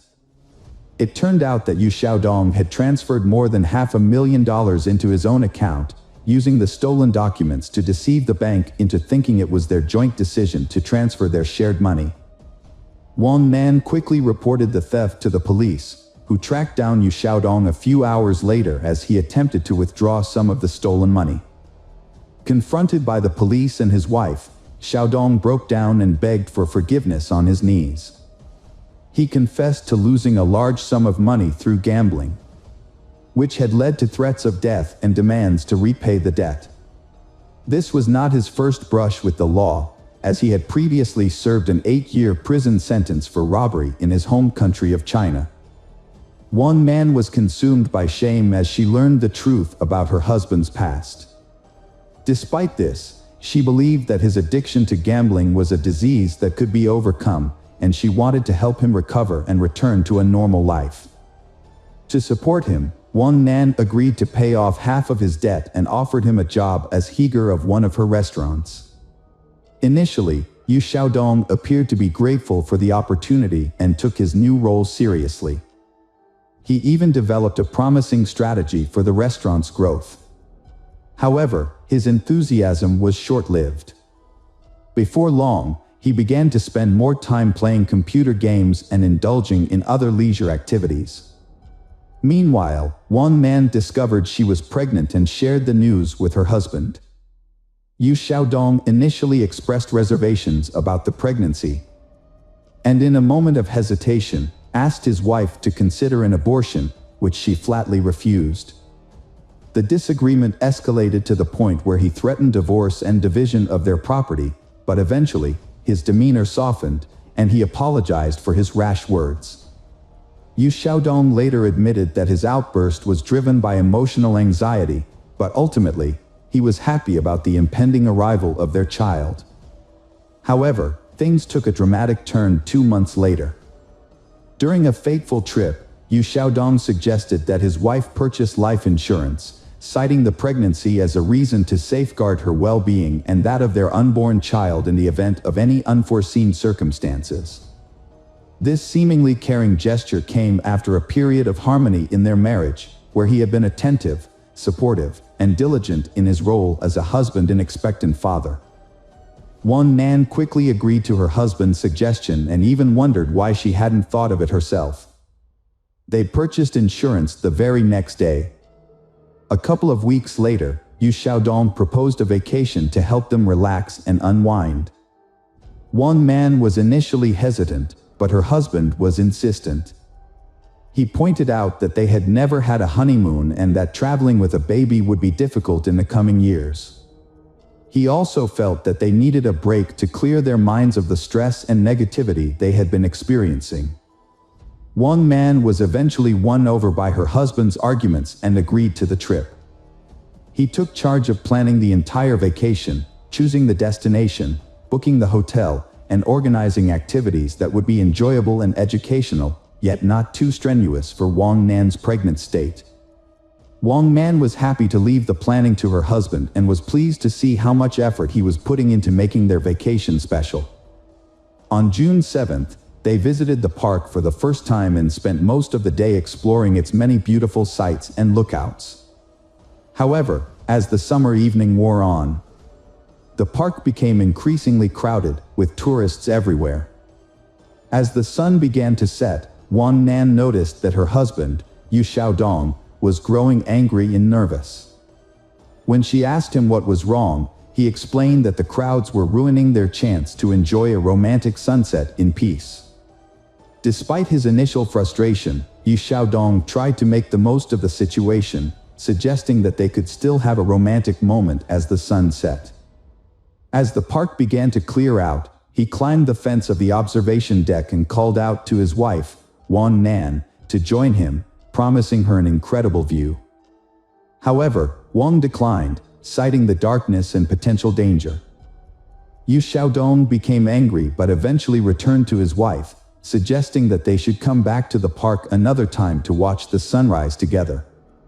The Wang Nan and Yu Xiaodong returned to their hotel late on Saturday night, so they decided to sleep in and head back to the reserve early on Sunday morning. As planned, they woke up at 3 a.m. on June 9th and left for the national park while it was still dark outside. Their goal was to catch the first rays of the rising sun. When they arrived, they found the park nearly empty, with hardly any other visitors. They watched the sunrise together on an observation deck. Then, Yu Xiaodong encouraged his wife, Wang Nan, to join him at the cliff's edge to see some ancient rock paintings. Initially hesitant, Wang Nan trusted her husband's assurance that he would help her climb down and back up safely. As they took in the breathtaking view, Yu Xiaodong suddenly asked Wang Nan if she regretted anything in life. She replied that she did not. However, in a shocking turn of events, Yu Xiaodong's demeanor changed.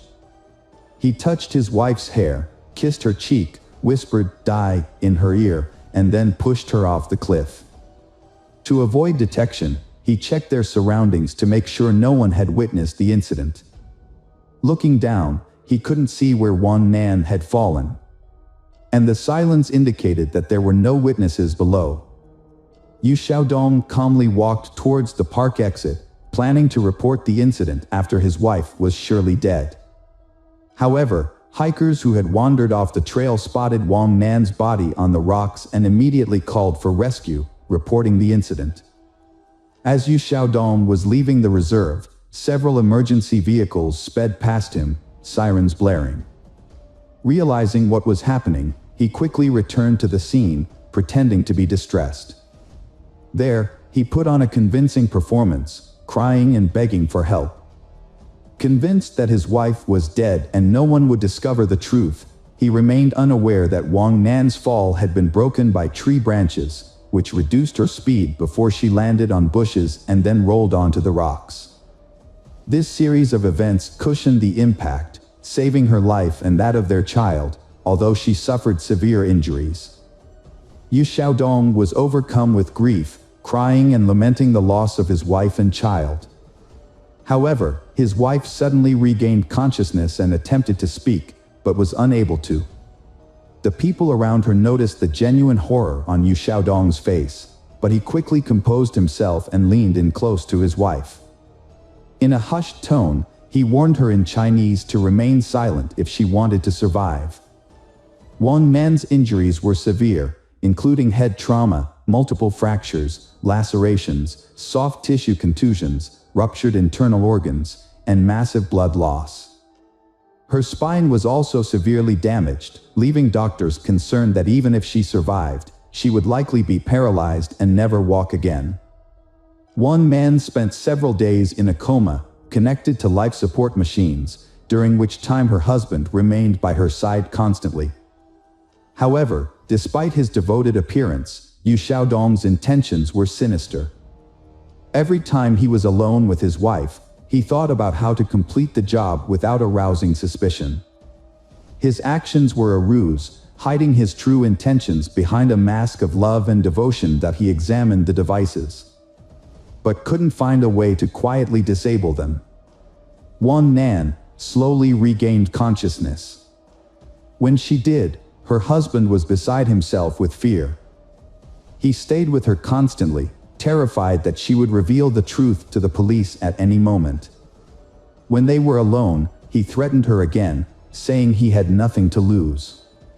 During the initial police interrogation, the Wang Nan supported her husband's claim that her fall was caused by dizziness. However, when her husband briefly left the room, Wang Nan asked the nurse to call the police again and prevent her husband from re-entering. It was then that she recounted the disturbing story of her fall, alleging that her husband had attempted to kill her. Yu Xiaodong suddenly burst into the room, shouting that his wife was delusional due to her head injury and that he would never harm her or their baby. His explanation was not believable, and he was arrested on the same day. At the hospital, he was charged with multiple crimes, including attempted murder and intimidation, after her husband was taken into custody and sent to jail to await trial. Wang Nan finally felt a sense of relief. Although she still had a long and difficult recovery ahead of her, she now felt safe. Wang Nan initially held on to hope that her pregnancy could be saved, despite the severe fall.